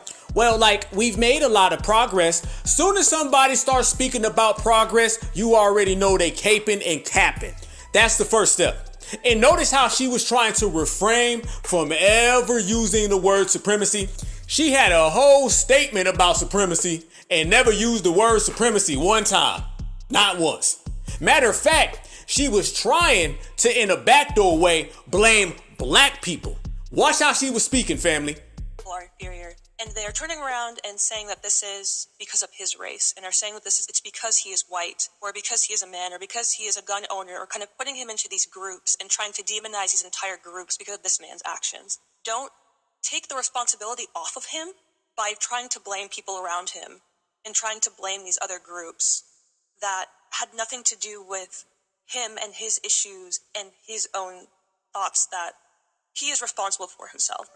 No. You're taking the blame off of him. Notice how she's trying to say it's y'all black people who are putting the blame on all the goods W's. That wasn't nothing more than they's not all's bad. And she's really saying that he's not bad. You know why? Because you could tell by the way she looking, by the way she talk. That's a swirler. That's a swirler right there. So she's caping for Ken. She's caping for Zaddy. She can't actually see him in a bad light. She sounds like she's more disappointed than actually calling out the behavior. That's what that is. That's a swirler who cannot find it in herself to come after Zaddy. That's what that is. And in the meantime, and in between time, she's trying to say, y'all's black folks, y'all needs to leave the dominant society alone. It's not really the dominant society. Hell, it ain't even the culprit supremacist assailant. No, it's not the guy who harmed 3 black Americans. No, it's not the guy who wrote the manifesto. No, it's not the guy who committed the crime. It's y'all black people for picking on Zaddy. That's what that is. See, she doesn't want us to mess up her dating potential. You see this all the time with these swirlers. This is their typical behavior. See, they feel that we're going to make them be seen in a bad light by the dominant society. Therefore, they may not get that date that they wish for, they hope for, and let's be honest, that they pray for. They feel that all their prayers will go to waste. Every night when they get on their knees, put their hands together and pray to that W Jesus in the sky, they feel we gonna mess all that up because they've been praying that Zaddy will give them one date. And if we out here fighting for tangibles and we out here demanding reparations, that's gonna make them look bad. And that's what's got her on this damn TikTok, this Instagram, this Facebook, making a post trying to let Massa off the hook. Oh, we done made the block hot for these swirlers. It's hard as hell out here for them. They lost in the sauce, can't find their way. They don't know what to do because they know that when we out here in these streets representing, the dominant society is gonna start coming to them. They gonna start asking some questions. They gonna want some answers. They gonna get lectured. They gonna get ridiculed. They gonna say, listen here, swirler, how come your people out there in the streets trying to get an anti-foundational black American hate crime law? That ain't how this work. How come your people out in the streets demanding reparations? That ain't how this work. We let you put on that blonde wig. We let you wear them blue eye contacts. We let you hang out with all the soccer moms. And this is how you repay us, swirler. This is how you pay your dues, swirler. That ain't how it go. They ain't supposed to be out there in the streets. They ain't supposed to be demanding anything. Trust me, every single person who thinks they got access to the dominant society only has access because they supposed to stop us from doing something. If they weren't doing their job, they can't come around no more. That is the fee that they pay. I don't give a damn if it's a politician, if it's a swirler, or if it's a Skittles bag. Your access is dependent upon keeping other black folks down. And since we've been on the rise, they have been running to TikTok, firing up their computers, saying all types of shit. Anything they could think of. They was running to the internet as soon as it happened. There was a new video every single day of the week, trying to either pivot off of the dominant society or trying to put the blame on foundational black Americans. And it was from every single group out there, firing it up. It was either somebody with a ring in their nose talking about black men are like the most misogynistic bullies because they listen to Francis Cress Welsing. Yeah, we gonna get to that in a minute. Or it was a big ass linebacker with mascara on, or is this lady right here trying to take the blame off of Zaddy because she wants a date. When we get on code, family, their dreams and prayers of getting that date move further, further, and further away. It's the same thing with Gila Jackson Lee. His dreams of getting a date with Zaddy are going further and further away. So when we get on code and on point, man, they get left with nothing. That's why they hopping on the internet, making videos that get 2 likes and 3 shares, and ain't going nowhere in the process. No damn where. And notice, family, this situation that occurred, everybody's been trying to spin it, like we said. And listen to how they try to spin it. They never say anything about the actual culture of supremacy. Like I was saying, this person just made a whole damn video about supremacy, never said supremacy one time. As a matter of fact, she said blacks more than she actually said supremacy. So you already know who she's trying to put the blame on. I'm telling you, these swirlers will put the blame on black folks all day, every day. So will the Starburst and the Skittles bag. If it come down to blaming black folks or the Skittles bag, oh, they blaming black folks. If it come down to blaming black folks or swirlers, they blaming black folks. Hell, a lot of them are Skittles swirlers.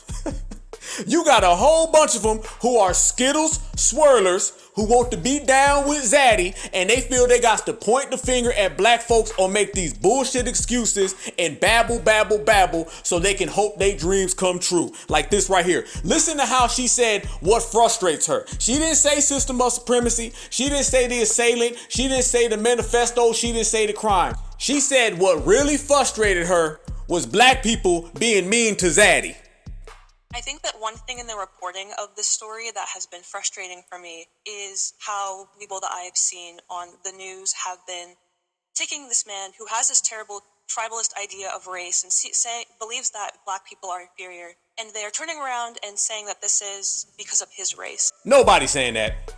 Not one person has said that at all, because what happened in this situation was evidently clear. Once again, just like Big Nas X the Third, they're still out here trying to flip the words and spin the words. The supremacist is actually admitting why he did it. This is how low budget and how shameless these people have been ever since Jacksonville. All these nobodies that been popping up, all these COONs making all these videos, all these TikTok ops, Instagram ops, and Facebook ops, all of them. Because ever since Jacksonville, you've been seeing a whole lot of haters popping up. You've been seeing a whole bunch of ops popping up trying to spin the narrative.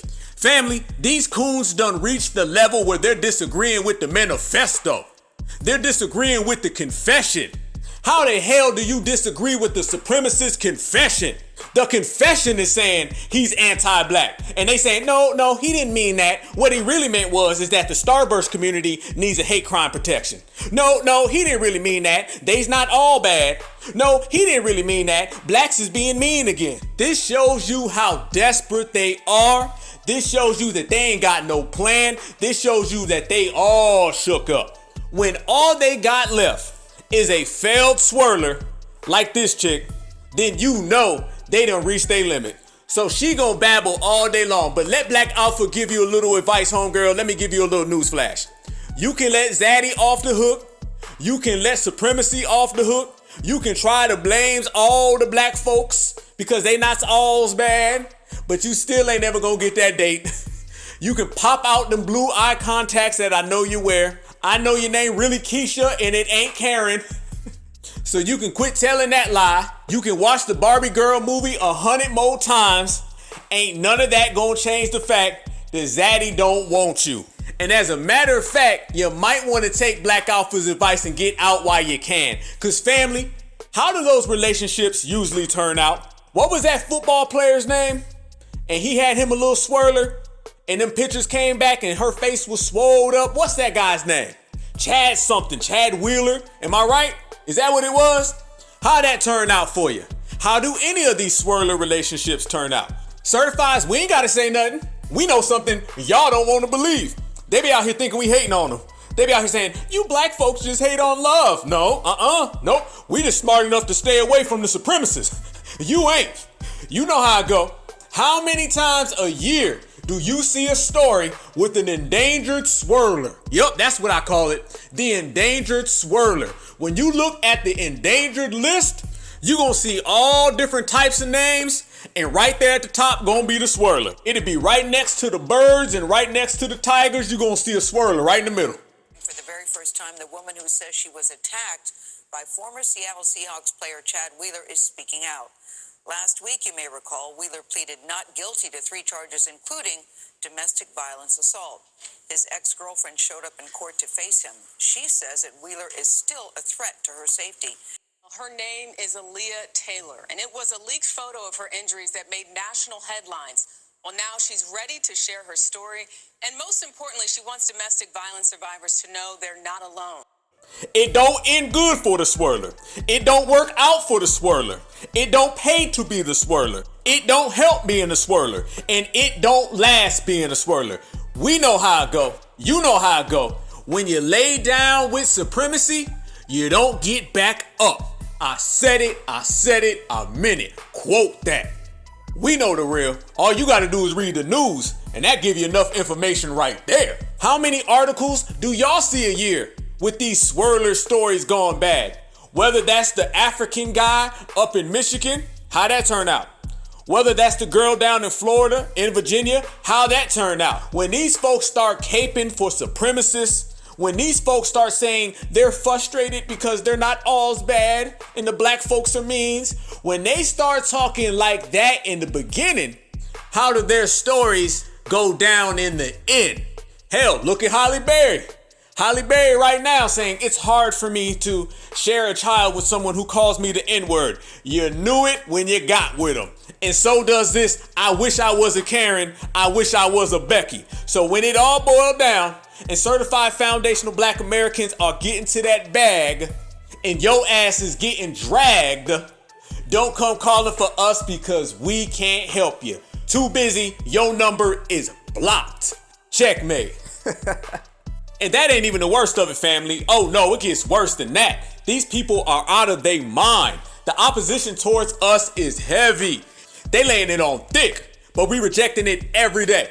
So not only did we have Sarah the Swirler, who openly goes on social media, openly tells the whole public that she had a crush on the Jacksonville shooter assailant. Openly said it. Y'all just need to leave him alone. It's not just him. He had some problems now, y'all. Work with him. She was out here campaigning for a date with a supremacist assailant who ain't even here no more. I'm telling y'all, these folks out their mind. The anti-FBA hatred is heavy. They will do anything to take the spotlight off of supremacy and try to put that jacket on us, even if she's trying to play the dating game with a supremacist assailant who ain't even here no more. She out here trying to play eliminate with supremacists on social media, advocating all of that so she can get one zaddy, one kin. It ain't happening. But right after that, family, in the same day, the same time, the same hour, you had the septic ring queen. Yes, the septic ring queen. This person comes out and not only throws dirt on foundational black Americans, not only throws dirt on the culture, she comes out and starts throwing dirt on our master teachers. Yes, that's one thing all these folks that we regulating today Smash that like button. That's one thing that they all have in common. There's been this influx, there's been this blitz of all of these folks trying to put dirt on our lineage and make excuses for the dominant society. So this person comes out and goes on a whole tirade about black men, goes on a whole tirade about the lineage, and then she puts it all on the shoulders of our master teacher, Dr. Frances Cress Welsing. Out of nowhere. Where in the world did this come from? This came from left field, over the wall, down the street. How out of nowhere do you pop up and go on a whole tangent about Dr. Frances Cress Welsing? Not supremacy, not Jacksonville, not the assailant, not the confirmed supremacist. No, none of that. Out the blue, she makes a whole video, another TikTok op. She makes a whole video about Dr. Frances Cress Welsing and blames misogyny in the black community on her. Listen. Have you ever wondered why so many pro-black men are anti-feminism and homophobic? Unfortunately, it may be because of this black woman, Frances Cress Welsing. She wrote the ISIS Papers as an attempt to try to find what the root of white supremacy is, why it exists. And in her understanding, she determined that the cause of supremacy is to prevent the annihilation of the race. Now you may be wondering, what does this have to do with anti-feminism? No, we wondering what the fuck you talking about, who the fuck are you, where the fuck you came from, and why don't you get the fuck out of here? That's what we thinking.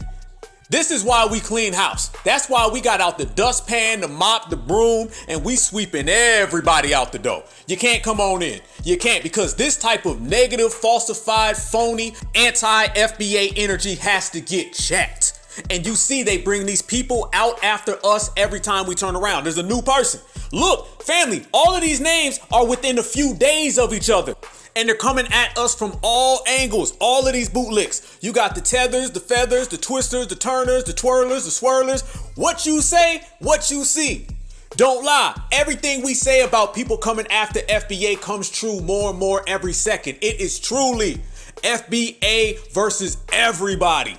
A year ago, they were literally taking turns. This group came at us, then they passed the baton to that group. They went on for 3 months. They switched it to another group for 4 months. They passed it to another group for 5 months. Last year, every single group from every single part of this planet was coming at FBA. Folks that ain't even been to America were showing up talking about FBA business. Veering into our lane, studying all of our moves, watching every step we took. Last year, we couldn't meet up in a place for 2 minutes and discuss FBA business without some other group mysteriously popping up, somehow knew where we were, somehow knew the ordinance, knew the schedule, knew the time, and they'd be there 10 minutes before we got there. Crazy. Y'all remember that big reparations conversation we had? And then next thing you know, 400 Iranians showed up? How did they know? How did they know what time it is? We're not even promoting this stuff. We're keeping this within our own circles, and somehow they still find where foundational black Americans are. That's what's been happening. And now they just blitzing us with everybody. Election season's here, so you know the ops is popping up. You know they coming. And this is what's been happening. Ever since Montgomery, Alabama, where them black folks was on code, you've been seeing everybody turning up that volume on FBA hatred. And we gonna turn up that volume on regulating. You ain't gotta ask for the smoke. You ain't gotta beg for the smoke. Certified's giving out free smoke for anybody who wants it. How many reparations panels did we have, family? How did somebody from the other side of the planet know exactly the time and the date, the place, and the location to show up to come sit in on our reparations panels? Who sent you? How'd you find out? Mind you, we're not promoting this stuff. We'll have a Twitter space. Somebody from the other side of the planet Earth will call into the Twitter space in a place where they don't even have functioning electricity. The means in which these folks go to run interference, to spy, and just to hate on us is enormous. And that was just last year. Through procreation. From that conclusion, she drew another conclusion that feminism is a supremacist ploy to get black women to economically advance so far that they no longer needed black men, and that the black family unit would be destroyed, and then there would be no procreation of black people. Hold up, family, listen to the way she says black. We say certified black, foundational black. I'm black and I'm proud. She can't even say that right. She's like, then black people think that black procreation and black women. Oh shit, that tell you everything you need to know about her. You got all your answers right there on the septic ring, ain't never a queen. Yup, clear as day. That's your standard feminist babble right there. Never trust somebody who can't even say black correctly.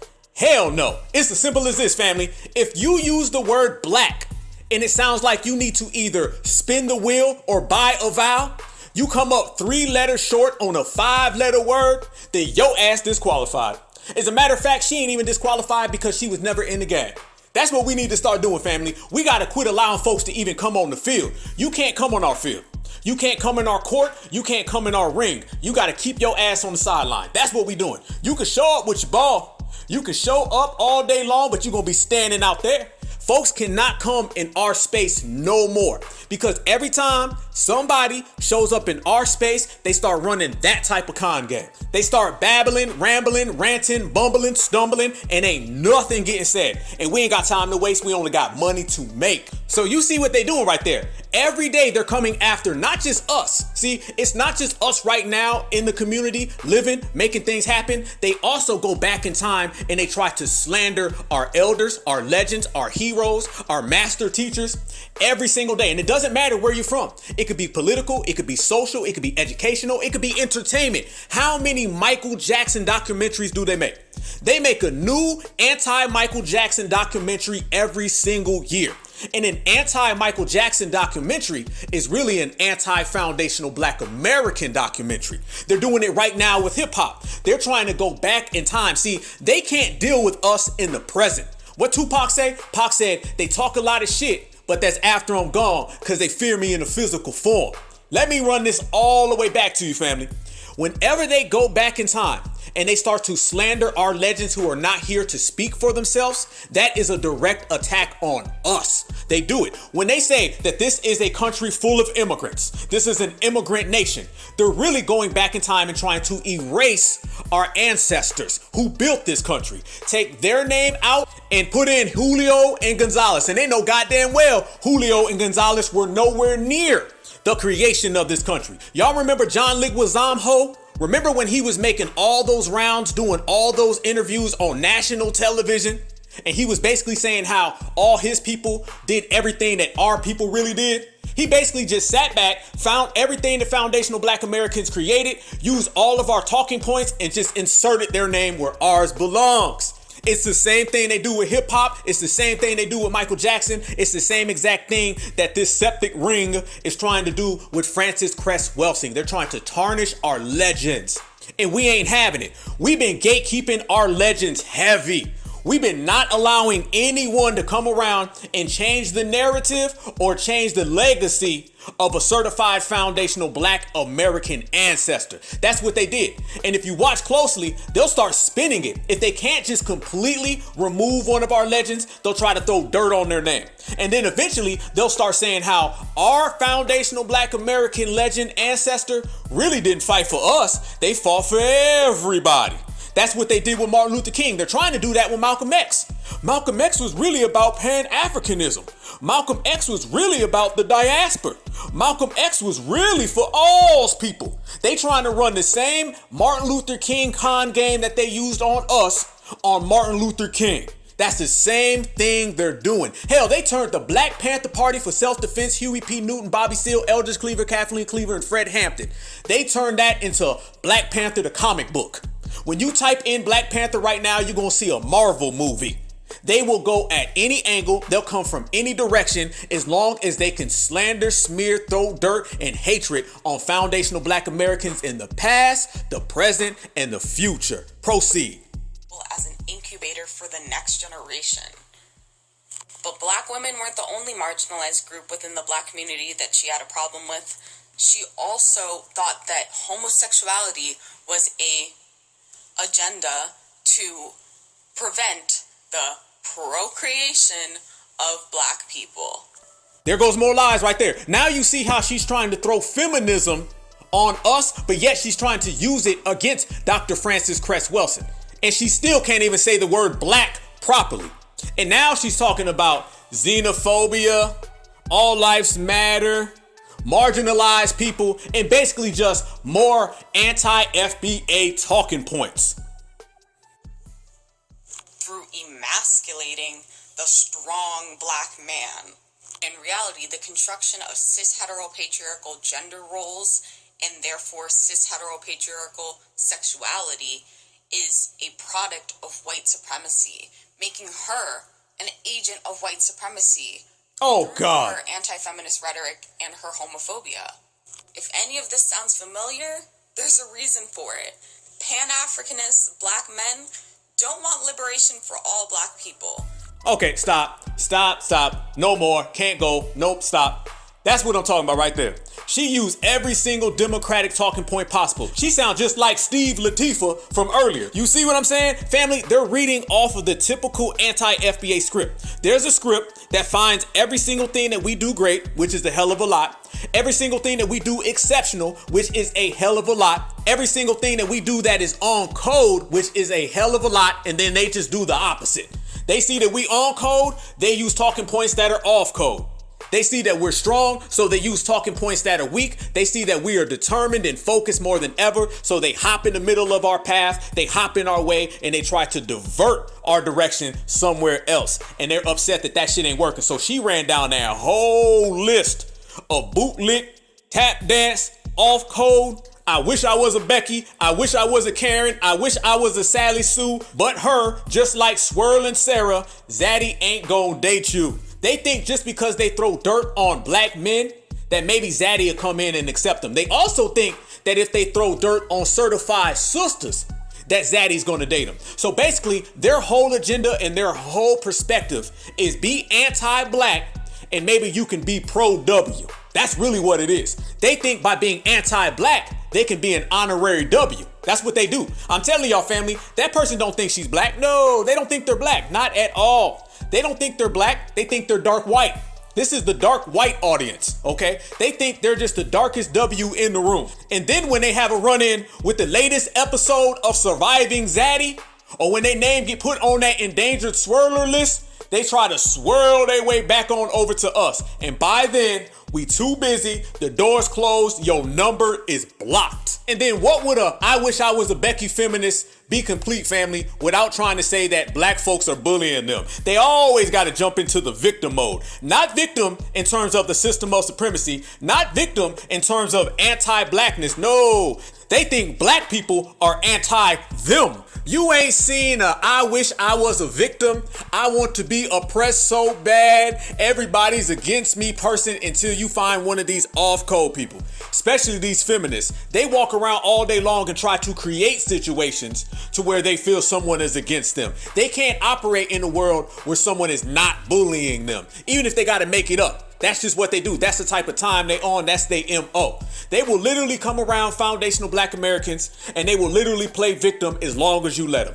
They don't never do that to the dominant society though. It's funny because, family, if you think about it, when you start dealing with these feminists, what's the first thing they'll say? They'll say how black people oppress them, black people hate on them, black people don't like them, but they won't say one word about the dominant society. They skip over all of that. And they live in this world of fantasy oppression. That's what we calling it. It is fantasy oppression. And you've been seeing that for the last few years, especially since we've been on our reparations claim. We started clocking that money. Now all of a sudden you see all these fantasy oppressed people. Ain't oppressed a day in your life. They got benefits, they get luxuries, they get handouts, and still turn around and say, well, I'm oppressed. As a feminist, I'm an oppressed peoples. Anytime they hit you with the oppressed peoples, that's some fantasy oppression.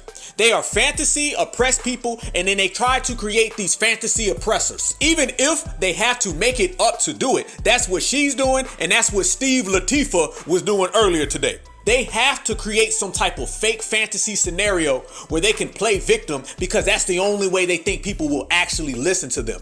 Now, the funny thing is, or should I say the crazy thing is, half these people who are black, they never see the oppression when it comes to black people, but they see the oppression when it comes to feminism. They see the oppression when it comes to reading Rainbow. They see the oppression when it comes to marginalized. They skip over the anti-black race war that's been going on for eons. Don't see none of that. They skip over the Trayvon Martins, the Mike Browns, the Jordan Davis, the Corinne Gaines, the Sandra Blands. They never see any of that oppression, but yet they'll say, I'm a marginalized person from a marginalized group, and it's all because of black people. Fantasy oppression. And you got a bunch of fantasy victims. Ain't nothing wrong with you. Get off your shoulders and go handle your business. Don't be upset because we handle our business. Don't be upset because we don't run, we don't hide, and we ain't got to create nothing in our heads.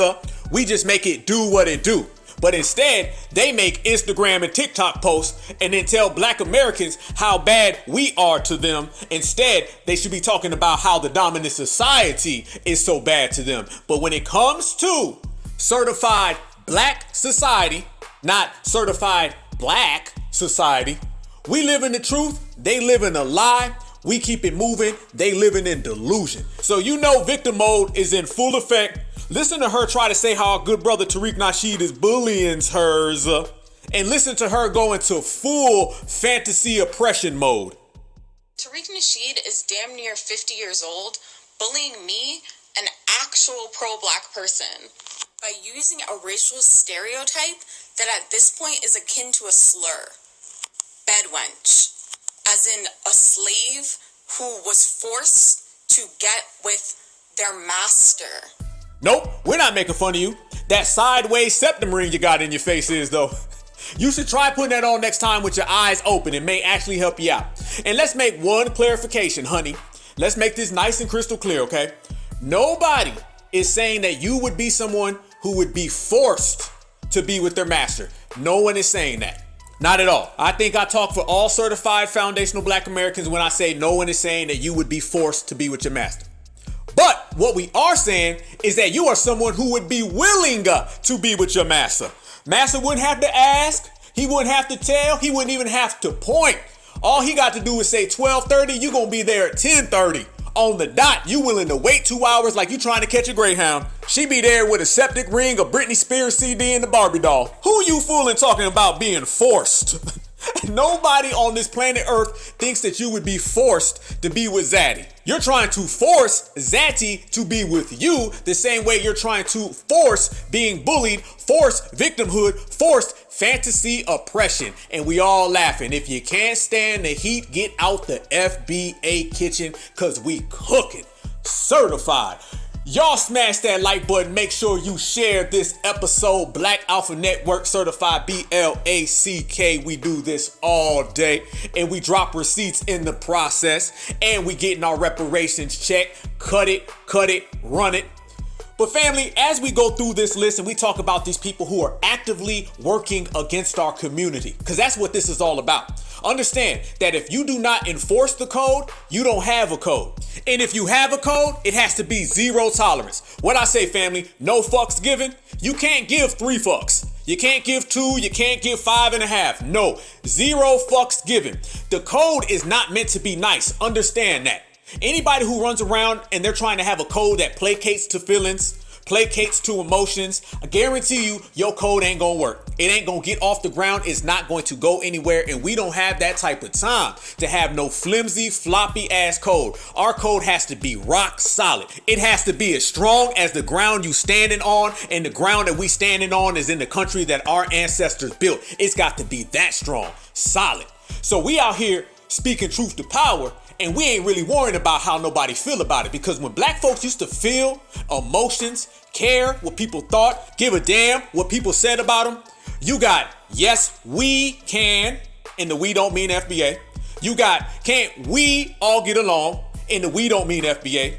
And when they go low, we go high. And the we again doesn't mean FBA. And then you got all lives matter, and the all doesn't mean FBA. We simply erased all of those terms, cleared the whole goddamn table like we playing dominoes, and we said FBA all goddamn day. If you don't like it, get the fuck out our way. And family, did y'all see Bunny Ruckus? Did y'all see Bunny Ruckus down here in Jacksonville? Please tell me I'm not the only one who's seen her. Please tell me that.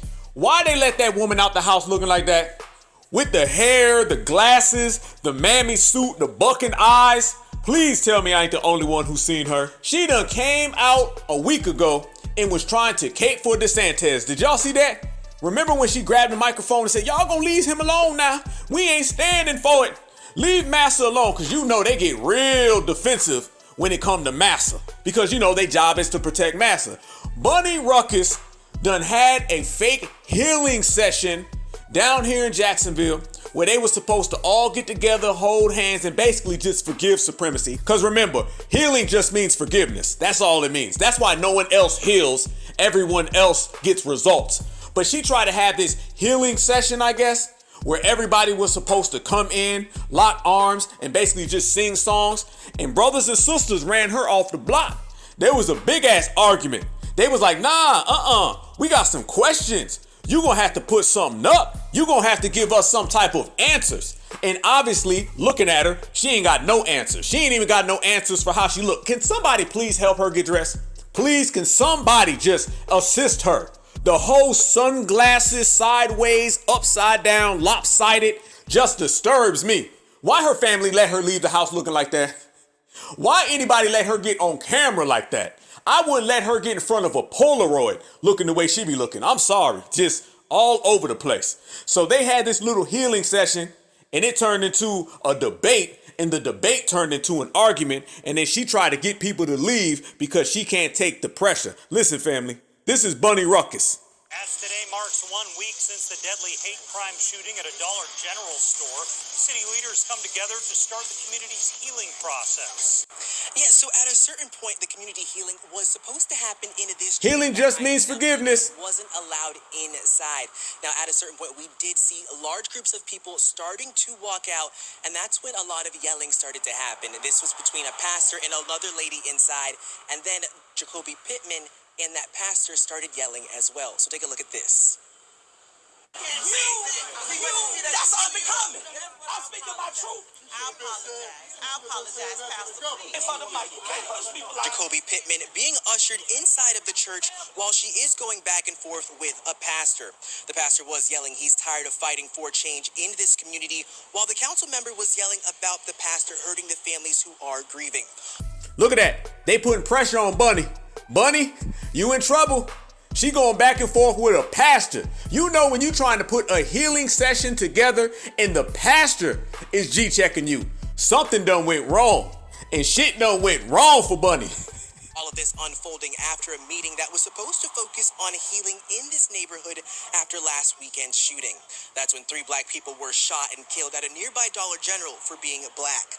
The pastor who ran unsuccessfully for city council says the reason he was so upset is because when it came time for people inside of the community healing meeting to speak, he says elected officials didn't want to hear real concerns, so he and another person were asked to leave. If we're telling you this is what we need to start the healing process, you should have did it. You work for us. But to tell us that we got to leave or that we can't voice our opinion, why do you call us here? It doesn't make sense. But unfortunately, we had Stop. What they thought is that they were going to have another can't we all get along meeting and just silence everybody. But the people down there are on code right now. I know. And they wasn't having that. They not gonna go through that same routine. And that's why they done sent out Bunny, so Bunny can run that game on them, but they're not having it.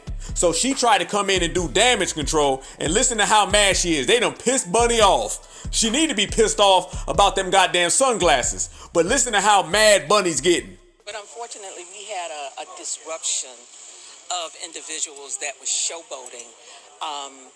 They had,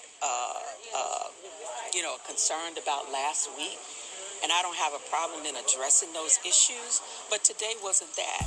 Today wasn't that. So basically, we not here to talk issues. We here just to forgive supremacy. And that's the reason why she's there. And that's the reason why she has a job. This was the same thing she did when they was getting on DeSantis. And she said this. Let me tell you, we finna put parties aside. Cause it ain't about parties today. A bullet don't know a party. So don't get me started. Okay, Jacob. And you don't know a stylist. And apparently a hairdresser either, Bunny. Kobe is nice, but Ann is not. Now, if the governor wanted to If the governor bringing gifts to my community, stop. I'm taking the gifts. Wait a minute. She said if the governor wants to come here and give gifts, I'm taking the gifts. Y'all know what them gifts are, right? Y'all know what them gifts that the governor's bringing to her for doing a good job? They're called butter biscuits. And you know damn well she ain't gonna pass up on them. Come here and he bringing gifts to my community. Y'all know I'm taking the gifts because we've been through enough already and I don't want to go through no more. Now y'all just be quiet just a minute and let the governor say what he gonna say and we gonna get this party started. She said we gonna get this party started. We got some gifts. And then a few days later, she said, now ain't the time to talk about this. Which one is it? Is it a party? Is it healing? Or is it really about forgiveness? And that's what you've been on the whole time, Bunny. And notice they only talk like that with black people. That is your typical political sellout. And they only get buck with other black people. She got Bunny Buck.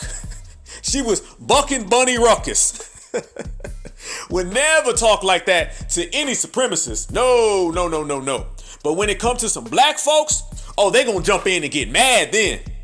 Eyes bucking and everything. So let's get that right. That was eyes bucking Bunny Ruckus. Let's say that one more time.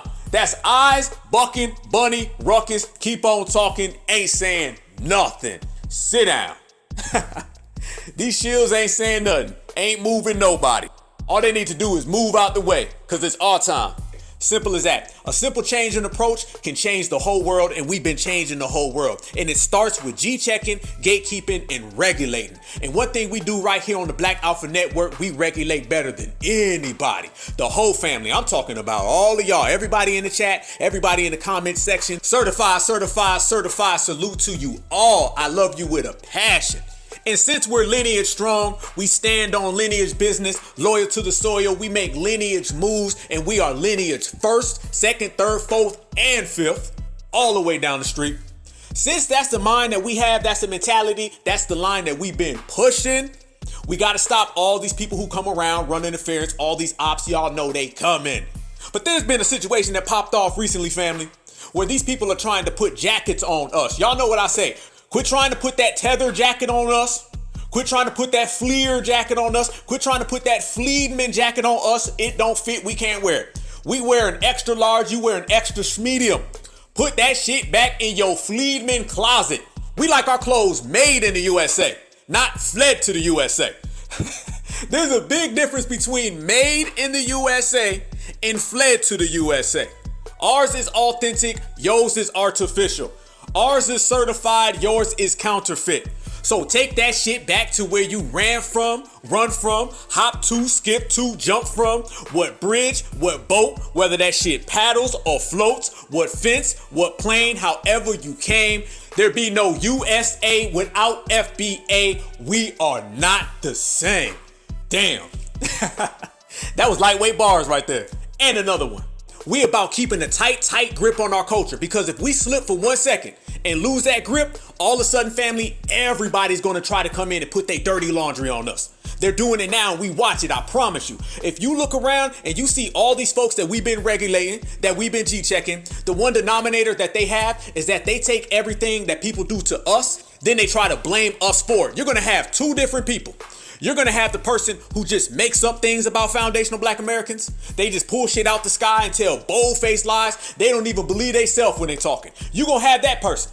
But then you're going to have the other individual who's going to come around and they're going to take everything that they do and try to put that on foundational Black American shoulders. And that's what these tethers been doing.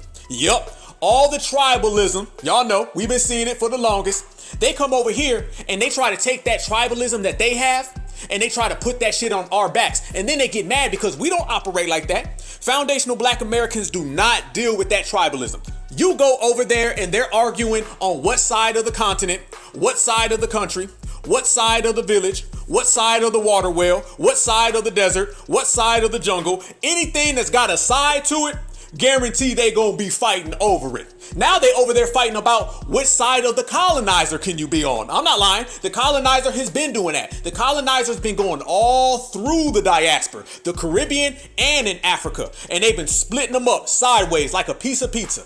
And they know that that shit'll work because they can always exploit the tribalism over there. They can't do that to us. Right now, we got FBA all in the room right now, all across this country. We got foundational Black Americans from every single region up in the Black Alpha House tonight. And we stay doing that. We start off with an FBA roll call. There is nothing but that certified love every time we link up because we stand on the lineage. Wherever the lineage goes, we go along with it. Wherever our people are, we're right there with them. They don't have that. They got this thing where if I can't have it, can't nobody have it.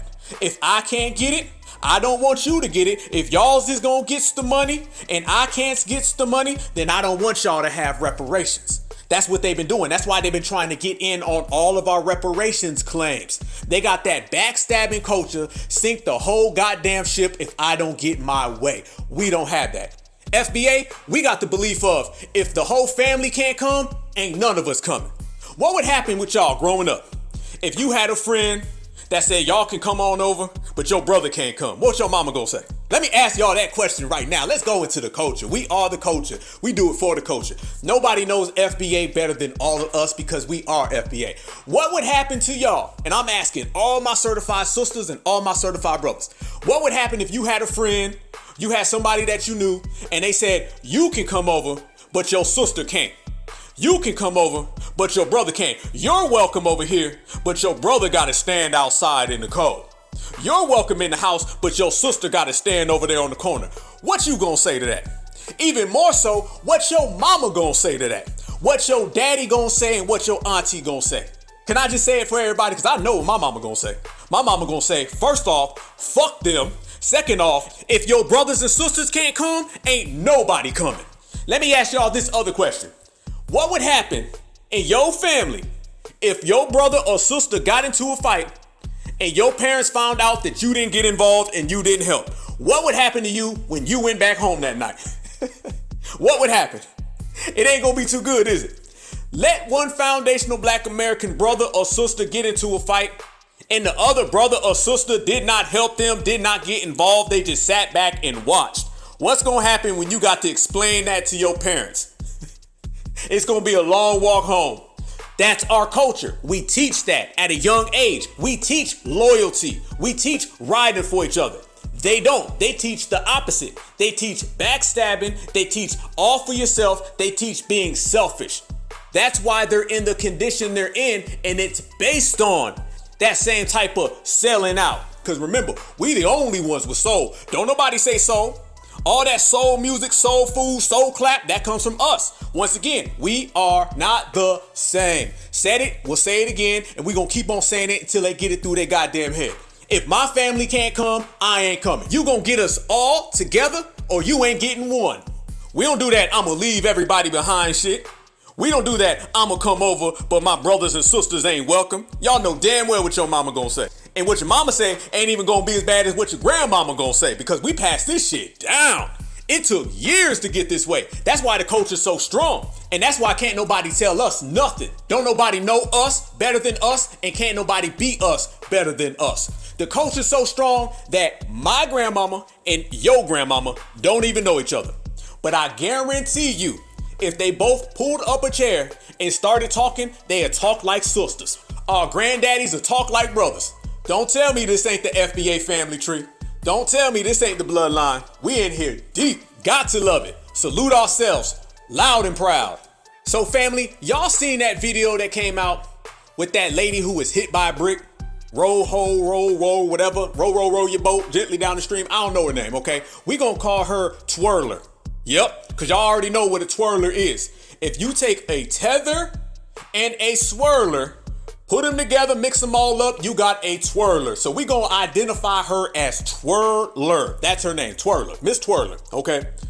Y'all seen that video with Miss Twirler coming out, saying how somebody hit her in the face with a brick, how black men's ain't shit, black men's didn't protect her, black men's don't do nothing. And man, didn't I say that all the ops was gonna come out the woodwork? You had everybody. You had the swirlers, the phlegmonists, the septic rings, the degenerates, and the ratchets. Everybody came out. And they were trying to lump this in with black American men, and they were trying to lump this in with black American culture. They were taking Somali brick throwing culture and trying to mix it in with foundational black American excellent culture. And it didn't work. Listen to this TikTok op trying to blame black American men and see how this shit didn't get off the ground neither. Listen. The way y'all are trying to justify that girl getting hit in the face with a damn brick with an old ass video that was fake, for one, that was a skit. Two, clearly she did not have on the same outfits and her hair wasn't done the same fucking way. And y'all still reposting that video all over social media to justify that shit. Y'all are ignorant. Y'all are pathetic. Y'all are disgusting. Stop. First off, it's pathetic, not pathetic. She can't even get the words right. Second, notice how she's mad? Notice how she mad, y'all? Y'all know damn well a couple years ago, she'd be smiling. I told you, all them people that used to be showing their teeth, shinning and grinning, they frowning right now. When they frowning, that means we winning. And she pissed off because what she wants more than anything is for this to become the #1 issue in the black community. She wants us to put reparations on pause. She wants us to put tangibles on pause. And she wants black American men and women certifieds to not stand together. That's what will make them happy. And the fact that this video didn't move us like that, we didn't fall for the trick bag and we stayed united, that means all the miserables got even more miserable. And it's only black men doing that shit. Only y'all are sitting here pinpoint. Y'all could not wait to find a reason to justify that girl getting hit in the face with a damn brick. Nothing justifies that. That girl did not deserve that because she rejected giving that man a number. Are y'all serious? And the way some of y'all have reacted, I really hope none of y'all have daughters. Stop trying to mix in non-FBA culture with FBA culture, and that shit is failing. That's the big fail right there. Notice that she didn't talk about how we as a community ain't going for that. She talks around the fact that all of the brothers and sisters on this side, the certified side, she talks around that we ain't pushing that line. She's trying to lump it in with black American men because she thinks that's a win, but it ain't working for her. She keeps trying to say black men. She keeps trying to push that over and over and over again when there were a whole gang of my certified sisters that didn't believe this story from the jump, called out the lies from the beginning. Stop trying to ignore it, quit trying to deny it, and tap dance through it. What you don't like is that certified foundational black American women and men were on the same exact page calling out your same exact bullshit. That's what they don't like.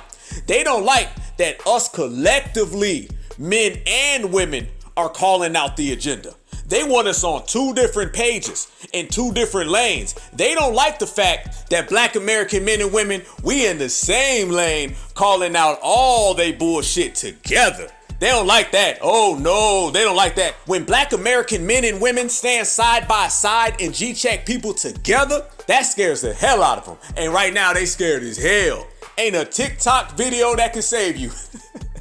Ain't an Instagram post, ain't a lie you can tell can stop us when we on code, and we on code full 100. So I'm sorry to hear that your agenda ain't working. I'm sorry to hear that you didn't get the gender war that you wanted. Go make you another TikTok video. Just make sure that you hashtag it Somali, Haiti, non-FBA, because that was a non-FBA issue because there weren't any FBAs involved. Get your address correct because you sent that package to the wrong country, not ours. That video had everybody talking. It started a conversation, and for some people it sparked a debate. But there was no debate here. Oh no, the fuck there wasn't. There was no debate when it came to certified black society. When it came to foundational black Americans, we already knew what it was. We don't just jump out the window. See, that's one thing about our culture. We don't just see something and then rush to judgment. We don't just see something and just start saying things. We wait, we observe, and we analyze. And after we wait, observe, and analyze, all the facts get laid on the table, and then we make a decision. And since we so talented and skillful, we can do that pretty damn quick. So while everybody was running out, being gaslit, falling for the con in the trick bag, getting all emotional, FBAs, we stepped back and said, nah, we on code. We ain't falling for the banana in the tailpipe. We knew something was up, and we seen some red flags popping. Red flags popping everywhere. So let's see how far that goes. Because we knew, we had to side eye it. Y'all know, when you see something that don't sit right, something gives you a funny vibe and a funny feeling. FBA, we notice things like that. We don't just let nothing pass. We don't let nothing slide. If we see something that ain't in place, something that is not familiar, something that does not fit our culture, or just basically in simple terms, well, we see some shit that's out of pocket. We don't care if it's a person, place, thing, where you been, where you are, where you at, what you're saying, what you said. If something don't sit right with foundational black Americans and it's out of pocket, we gonna call it out. One thing you can trust for sure on this planet Earth and this life is that foundational black Americans are not biting our tongue for nobody. We gonna speak what's on our mind. We gonna tell you how we feel. And we gonna say it very direct. And this situation right here, oh, it was funny from the beginning. I'm talking about from top to bottom, inside out, all the characters, all the words, all the phrases did not add up. The math was not mathing. 2 + 2 is not 15. And that's the vibes it was giving. That's the vibes we was getting from day one. All these other people, they was out there arguing, bickering, fighting, because a lot of folks, they wanted to jump on this story. They wanted to turn it into something that could waste our time. These time-wasting tethers, time-wasting trolls, they're everywhere. All they do is just sit back, wait for some drama, wait for some gender war, wait for some bickering, some babbling, some fussing, and then jump on it. They sit out our reparations conversations, don't say a thing. They sit out our tangible conversations, don't say a thing. They sit out our political conversations, don't say a thing. Our economic conversations, don't say a thing. Our educational conversations, don't say a thing. But let there be one gender battle, and then they're all in. They cranking up Twitter spaces, Instagram posts, TikTok videos, Facebook stories, anything they can to be involved. So they don't really want to be involved in black society when it's productive. They don't really want to be involved in black society when it's something sincere. They only want to be involved in black society when it's ratchet, when it's degenerative, when it's a time waster. And that's what all the trolls were doing. They were circling around this story like a vulture. And as soon as they seen an opening, they jumped on it. And they jumped on it with the same old phrases, the same outdated, old ass talking points, things that we done already debunked, things that we done already exposed, lies that we done already canceled. And that's why this shit didn't get off the ground. If you look, family, all of them people are mad. Oh yeah, look at all those time-wasting trolls. Man, they mad as hell. They really wanted to turn this into something that occupied and wasted our time. They really wanted this to be the top headline in the community. They wanted us to say, we'll get to reparations tomorrow. We'll worry about tangibles next month. Let's be ratchet for a couple days. And the fact that we didn't go for it, and certifieds, we all stayed focused. All of our brothers and all of our sisters, they didn't get what they want, so they was big mad. They still big mad right now. Desperate, still trying to get us to jump in on this story and fall for the narrative, and we ain't go for it. The same way we ain't went for none of the bullshit that all these other folks is coming at us with is the same way we did not go for this one. Because let me tell you what you not gonna do, okay? People gonna tell you what they want, I'm gonna tell you what ain't gonna happen. What ain't gonna happen is you're not going to turn black brothers and sisters against each other. Not happening. You're not gonna make a gender war when we trying to get to this money. Not gonna happen. You're not going to take our certified foundational black American family tree and waste its time with pointless, outdated, old ass arguments to serve your own degeneracy. Not gonna happen. Ain't no way. But let's go down that hole, family. Let's point out some of these red flags because we've been seeing it from the giddy up. We've been watching it happen. If you listen, you see a whole bunch of lies from the start. I'm talking about every person involved in this. And the number one thing that we've been calling out and we've been exposing is that tether jacket that they're trying to put on us. They have been trying to take their degeneracy culture, their tribalistic culture, and put it on FBA for years. You're to the point now where they're taking their own personal relationships amongst their men and women and trying to put that on our men and women. They're trying to take this diaspora relationship thing and put it on foundational Black Americans, not knowing that foundational Black Americans operate completely different. We move on a completely different time. We stand side by side together, have always, will always. So all that shit they talking is foreign to us. We know what it's like to hold each other down. We know what it's like to ride for each other. And above all, we know what it's like to protect each other. But let me ask y'all a question, family. Let me ask y'all this real question. Do you find it as a coincidence, or is it strange to you that right after the Montgomery, Alabama beatdown, where brothers and sisters were standing side by side throwing them hands, our sisters was giving Karen that work, our brothers was giving Ken that work, and we was doing it right next to each other? Is it odd to you that less than 1 month after that, you have some non-FBA fleers coming out and trying to create a divide between our men and women? Ain't that strange? Damn near on cue. They didn't even wait. They got right to it. So brothers and sisters, we've been side-eyeing that. We found that kind of strange and kind of odd. Out of all the stories in the community, this is the one that took off. This is the one that was trending. This is the one that they were trying to put the spotlight on. You had all these feminists, all these feminists was popping up, trying to insert that in our conversation, and we wasn't going for it. This is what happens when we don't pay them no attention. They get desperate. Because for the most part, certified brothers and sisters are really on the same page. And we've been calling this shit out immediately, as soon as we spotted it. Because we know all the patterns, we know all the hustles, we know all the schemes. We know when somebody is trying to divide us. We know when someone is trying to scam us, and we know what a tether looks like. What I always say, family, if it looks like a tether, must be a tether, and if the fleas fit, wear them. So listen to the gaslighting, family. Y'all tell me, is this an FBA situation or is this a non-FBA situation? Is this a reflection of our culture or is this a reflection of their culture? Yo, this man just hit me in my face with a brick, and all these black men just watch, and they don't give a fuck. Yeah. Listen to the voices in the background. Grab the rock and it hit me in my fucking face because I would have given my number. And all y'all just fucking watch. Y'all see that shit? Whoa, stop, family. Listen to the voices in the background. We said them non-FBA flags, and them non-FBA flags is popping up ASAP. Listen to them voices in the background. Them ain't no FBA men. We don't have no culture of allowing sisters to be attacked and hit with bricks right in front of us. Hell to the no. That is some tether shit. That sound like it's coming from Nigeria. That sound like it's coming from Ghana or Zimbabwe. If you did not know where this took place and you just heard the audio, you would think that's coming from somewhere in the diaspora, but not right here in America. Hell no. Listen to the background.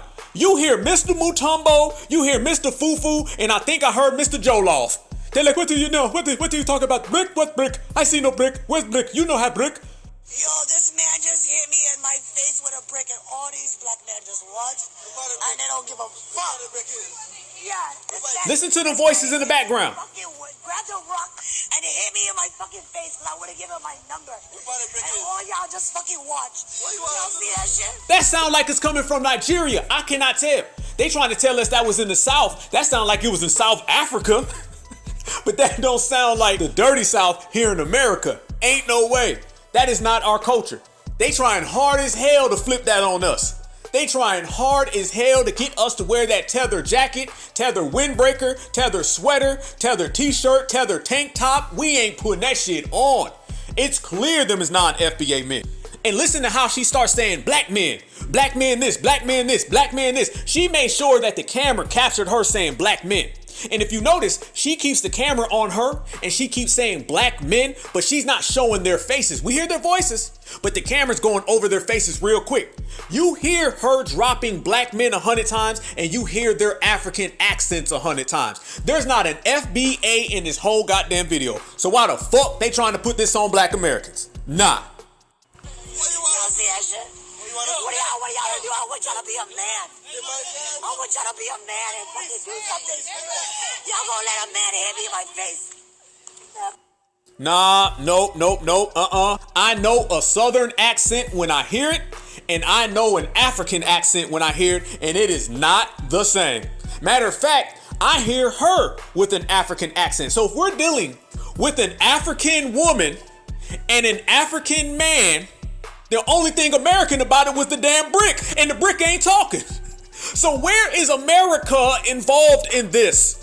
What does this have to do with Black American men? What does this have to do with Black American women? Where is our culture involved in the whole scenario when there's not one of us involved in the scenario? Tell me what this got to do with foundational Black Americans. Not a damn thing. If you hear Mr. Mutombo's voice in the background and you see Mrs. Mutombo's face on camera, then this is a Mutombo problem. If Mr. Mutombo got upset and he picked up a brick and threw it, this is a Mutombo problem. If Mrs. Mutombo didn't get out the way of the brick, then this is a Mutombo problem. How do you confuse a Mutombo with the foundational? Completely opposite. Mutombos don't hold each other down, foundationals do. Mutombos flee their country, foundationals don't. Mutombos are tribal, foundationals aren't. Mutombos throw bricks at each other, foundationals throw hands at supremacists. Don't get it mixed up. And that's the case in point. We are tired of having to always absorb all of these internal issues from these non-FBA melanated people. They come here and join the gang, we got to take the blame for it. They come over here and catch a RICO charge, we got to take the blame for it. They come over here and have their domestic issues, we got to take the blame for it. When you look at all these statistics about Black people, man, half of that stuff is non-FBA Black people. But they don't mind putting Black on it when it's something that's bad. Anytime they win something though, y'all know where I'm heading with this. Let them win one trophy. They can win a game of bingo. And they gonna say, the first Haitian, the first Jamaican, the first Nigerian. They make sure to put their homeland on it whenever it's something that benefits them. But anytime it's bad, or anytime it's to our detriment, oh, they put Black on it in bold print. They know when to jump in and out of Blackness. They play Blackness like hopscotch. They know when to jump in and out. They know when to be Black for their benefit, and then they know when to be their homeland for their benefit. We can't do that. We don't want to do that. We know who we are. Foundational Black American. We put it all on the line. They just pick and choose. And the majority of them will tell you that they don't even identify with Black. They only identify with Black when it comes to our reparations and when they get hit with a brick. I said it. The majority of these people do not identify with Blackness, never, not at all. When a brick gets to flying, then all of a sudden the Blackness snaps in. Guarantee you wasn't Black before that. Guarantee yesterday afternoon at 3 o'clock, you was everything other than Black. You was Somali all day. You was a Somali pirate. That brick clunked you, and now all of a sudden it's Black men ain't shit. But it wasn't that yesterday. I'm telling you, this ain't nothing but race hopscotch. That's it. Let us start talking about who created hip hop. Then all of a sudden it's, I'm Black just like you, brother. Let us start talking about some money. Then all of a sudden it's, I'm Black like you, brother. But let us start talking about some gatekeeping. Then it's, you FBAs are xenophobic. I'm not Black anyway. I'm Somalian. I don't care if I'm the first person to say this, but us Somalis are not Black. But us Somalis are not Black. But us Somalis are not Black. There's a difference between African and Black. Let me ask you a question. Are Moroccans and Egyptians Black? Tradition, our history, our culture are so much more different compared to these other countries that are actually Black. And then they get mad when we don't get involved in their domestic disputes. We are tired of folks always trying to have these one-sided relationships with us. We carry all the weight, we take all the blame, and they get all the credit, all the benefits. Nope, that shit don't work. That shit do not work. It's all about reparation, regulating, and separating. We should have delineated a long time ago because everybody delineated from us. Better yet, they didn't delineate from us because they were never connected to us. We've been on our own. And it wasn't until people seen that we made something for ourselves that now they want to be back on the same page. Nah, it don't work that way. You can't sit back, watch foundational Black American struggle, and then try to hop in on foundational Black American culture when you can get something out of it. Nope, we keep everything in our house. We keep everything in our possession. And you can keep all your stuff in your possession because we don't want it. Hell no, we don't want your jollof. We don't want your foo-foo, and we don't want your bricks. You can keep all of that. You can make every post. You can blackety black all you would like. We ain't taking that. We sitting this one all the way out, like we should. This situation is pretty much like looking out your window, you crack your blinds, and you see that there's a domestic dispute at your neighbor's house. Are you gonna walk over there, kick in the door, and say, ma'am, is this man bothering you? Let me get involved. All these people who want us to get involved, all these people who want random Black men to jump in on this situation and provide our foundational Black American on-code services to just anybody out there. We could just walk up to somebody, get involved, and risk ourselves. That's the equivalent of going to your neighbor's house and getting involved in their domestic dispute. You better do some research first. You better pull back some motherfucking layers, and you better check some paperwork, because these things got the tendency to go left very fast. What have I ever done to anybody in my life to deserve this? I never did anything in my life to hurt anybody. Literally, a man asked me for my number. I said no, and he picked up a brick in front of so many men and was like, what are you gonna do? And I told all these men, like, yo, why this man got a brick on my face? And he's holding a brick. And all these niggas is watching. And nobody... Whoa, stop. No, y'all heard that, right? Y'all heard how she dropped that N-word quick, right? Y'all heard how she dropped that N-word very, very fast? She starts talking about Black men, but then she referred to them as N-words. Now, let me say this. I don't condone anybody getting hit. I don't condone no violence at all. Our culture, foundational Black Americans, certified Black society, we don't go for that. If we see any sister getting hands laid on them, getting bricks thrown at them, we gonna handle that ASAP. Let's put that on the line. And our sisters are the same way. I'm talking about certifieds. I ain't talking about motherfuckers who's off code, because too many times we start pointing to off code ratchet people. That is not a reflection of the community. I'm talking about the real ones. I'm talking about all of us. We don't let nobody harm each other. That's in our nature. Nobody loves foundational Black American men more than foundational Black American women, and nobody loves foundational Black American women more than foundational Black American men. So when we see this situation, we hear what she's saying. We heard Mr. Mutombo. You can tell once again, this was not on our wavelength. They operate with a completely different culture. How they treat each other is how they treat each other. How they operate amongst themselves and their household is how they operate amongst themselves and their household. We are not absorbing any of their domestic disputes, and you could tell right now that she is one of these people who comes over here, cosplays FBA culture in the worst way, the same way Mr. Mutombo comes over here, cosplays FBA in the worst way. They probably all wanted to snuggle up next to the dominant society, and then they live out this I wish I was an FBA fantasy. And anytime that shit goes wrong, and all their back home culture starts to seep out, because that's what it is. You can only cosplay FBA for so long, and then if you watch them, that shit gonna start leaking. It's gonna start leaking. That's what this was. This was somebody running around here trying to use all of these feminist talking points, and we gonna pull back the paperwork and confirm all that. She tries to cosplay FBA ratchet culture, and then she ran into some Mutombos, and then they had a Mutombo conflict, and all of that energy from their homeland started to rise to the surface. Now, did she stop and say, that's them?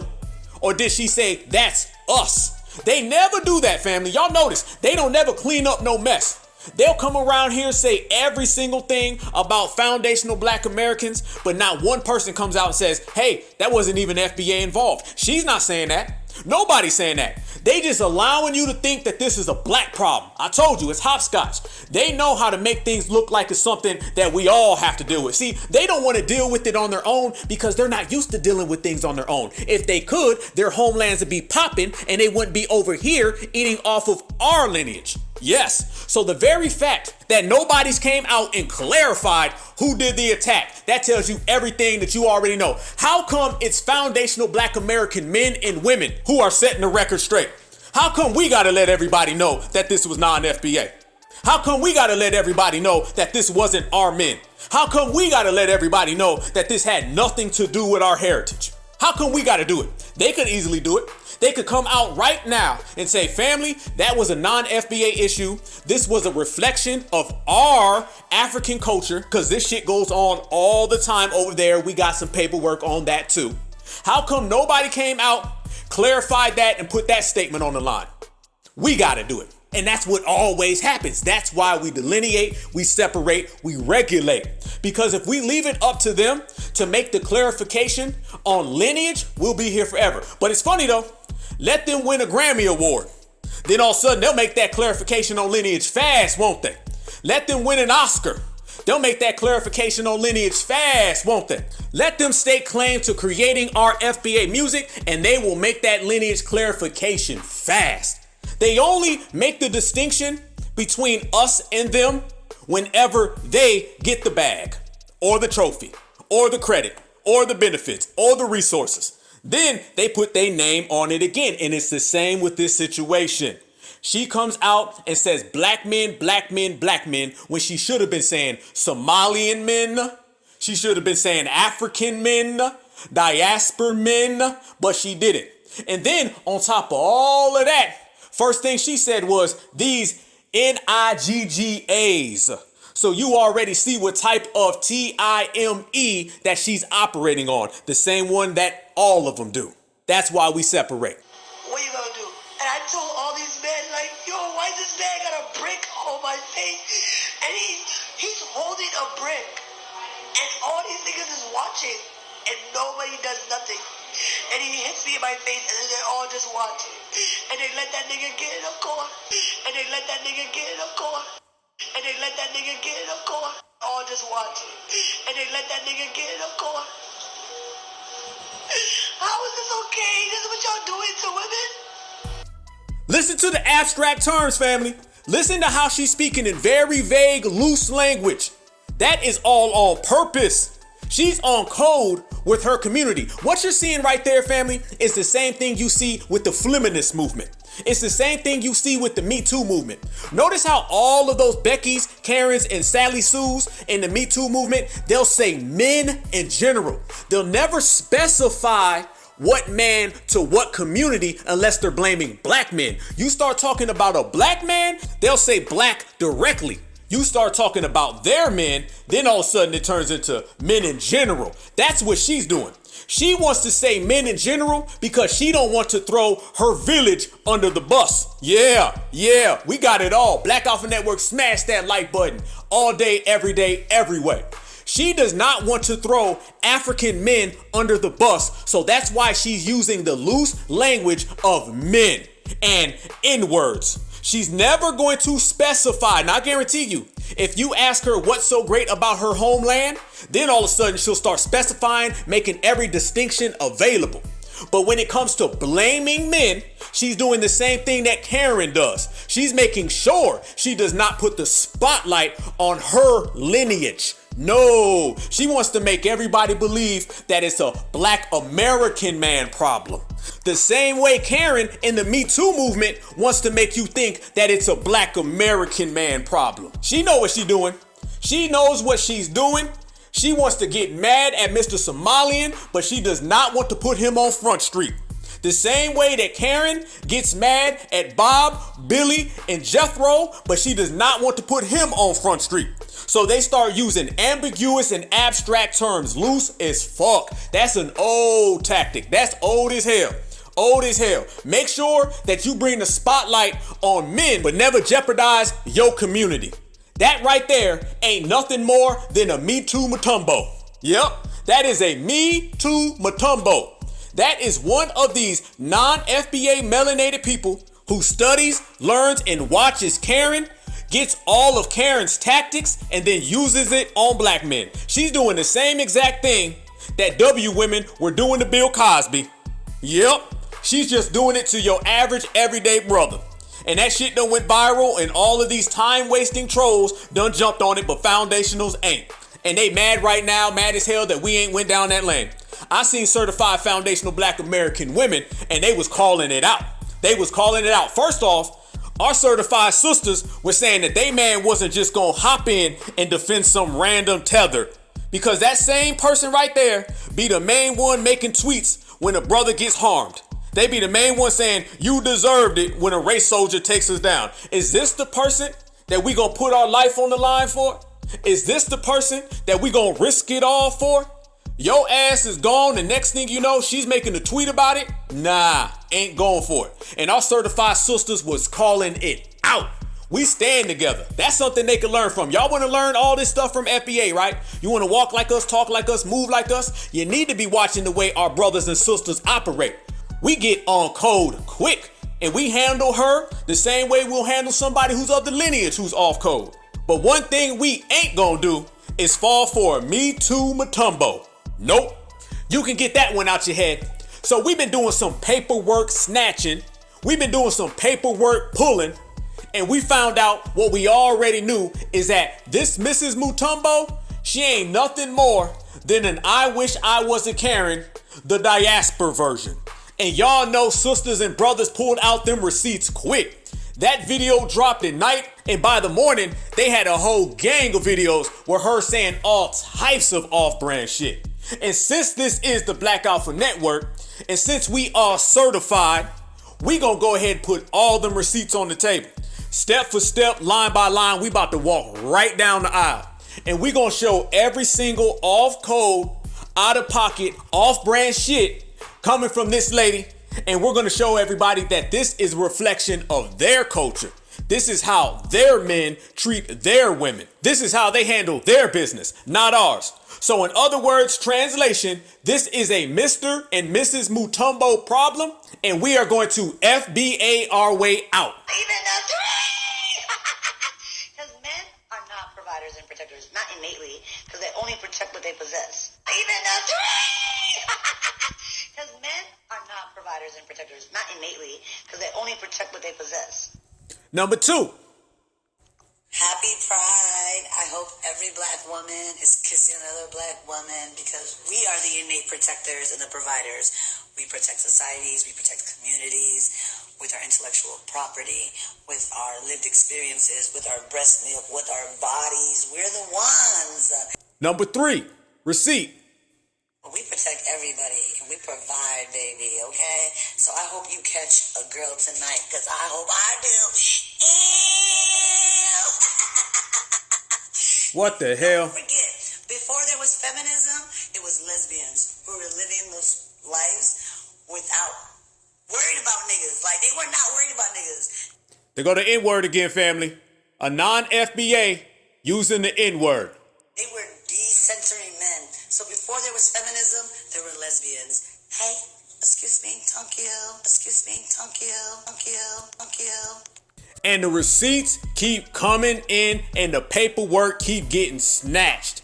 That right there was the person that they're telling foundational black American men to go cape for and save. And they're telling foundational black American women to allow your man to go cape for and save.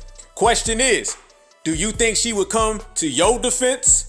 Do you think she'd come and cape for you? Do you think she would save you if you was in an issue? Answer, hell to the no.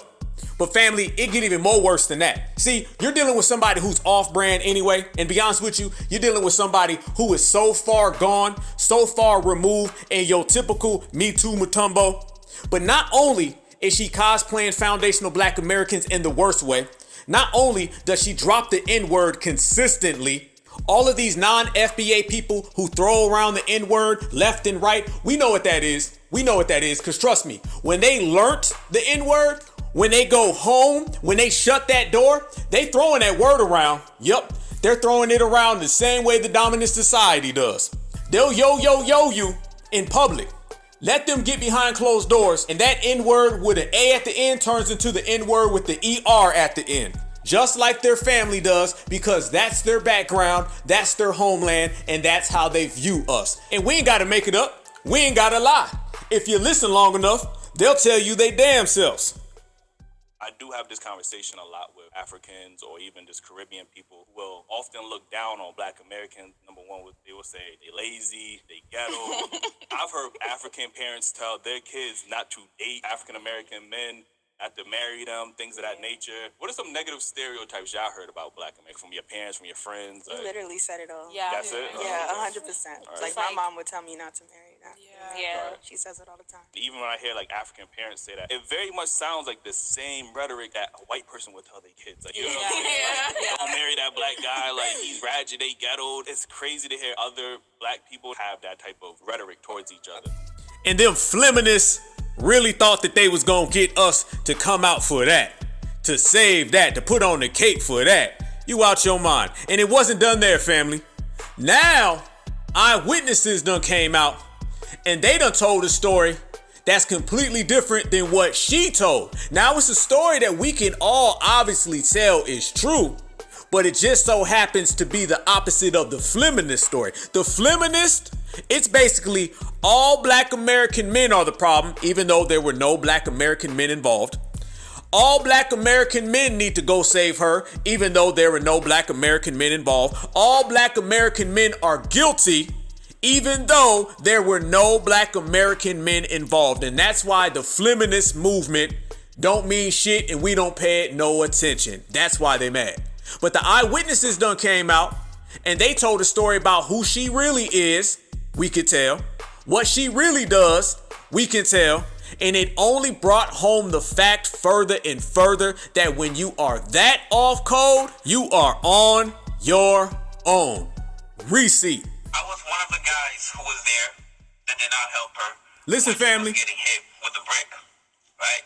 I feel like people need to know the whole story before they start commenting and say things they don't understand or they don't know. You guys don't even remember who you guys are trying to defend, who you guys are trying to speak up for. This is the same woman that was going around smacking white people in the streets. She's not innocent. She was actually... Whoa, right there, family. Checkmate, receipt again. Now, this is one of her people saying that. It's not one of us. Once again, there ain't no FBA brothers or sisters in the picture. This is one of her people speaking about her, and he's saying he wouldn't help her again. That sounds like a Mutombo on Mutombo problem. You guys don't even remember who you guys are trying to defend, who you guys are trying to speak up for. This is the same woman that was going around smacking white people in the streets. She's not innocent. She was actually taunting the guy to hit her. Why would I go defend somebody that's actually looking for trouble? This woman, she is literally a troublemaker. Everybody that knows her in our community knows she's a troublemaker. I'm not going to risk my life over somebody that's actually out there looking for trouble. If you go on social media, online, you're going to see some of her antic videos, taunting people, looking for a reaction. What she got, what she been looking for, and you guys are... Sounds like a clout chaser. Sounds like a diaspora clout chaser who tried to throw our lineage under the bus because she did not want to throw her village under the bus, and she finally got the attention that she was seeking. But the only difference was she wanted foundational Black American men to pick her up after her own men put her down, and she found out it don't work that way. Not on this side. Looking for a reaction. What she got, what she been looking for, and you guys are giving her the attention that she was actually seeking for. I don't regret not standing up for her. If you look at some of the videos, I was there. This is her man. I don't regret nothing whatsoever. I don't regret standing up for her. I'm not saying she deserved it. I'm not saying that any men have That's her community. a woman, especially with a brick. Nobody deserved that. By the end of the day, there's more to the story. She's not as innocent as she's trying to portray herself to be. Yes, she did get hit by a brick. Yes, I saw it. Yes, I was standing by doing nothing. And if that shit happened again in the same circumstances, I will watch Because she's not as innocent as she portrays herself to be. She was taunting the guy. She was calling him all type of names. She was degrading him to a point where he resulted in picking up a brick and hitting him. I don't condone that type of behavior, but once again, she's not as innocent as she portrays herself to be. Listen to how he said, if someone hit her with a brick again, he'd still sit by and watch. That ain't no foundational Black American man. I'm sorry, we ain't going for that. We ain't wearing that jacket, not at all. As off code as she may be, as much attention as she may seek, FBA men are not doing that when it comes to FBA sisters. That right there is your typical non-FBA man, and that is your typical reflection of Mutombo and Mutombo. That is a direct reflection of Jollof and Jollof, of curry chicken, jerk chicken, plantain, but it ain't foundational. That's how their men treat their women. He just said he'll allow one of his women to get hit with a brick. That's what he said. And this is a woman he knows. This ain't even some random woman that people just want you to come and save. He said because she wants attention, it's okay to hit her. That is your typical diaspora man. Y'all remember when Dr. Kubar came out and he was telling them young guys, FBA women, y'all better not talk like that in Africa. African men won't go for it. Y'all remember that? Yeah. And what were we saying, family? We was calling that out, weren't we? We were saying, okay, and FBA women ain't going for that either. It's the same thing with this. FBA men and women hold each other down. We are the only on-code relationships that you gonna see because we done been in them streets and in them trenches together. Can't nobody rock like we rock. Look at the Black Panther Party. It was 80% foundational Black American women. That was the core, your average everyday rank and file member. Look at Assata Shakur, Afeni Shakur. Who broke Assata Shakur out of jail?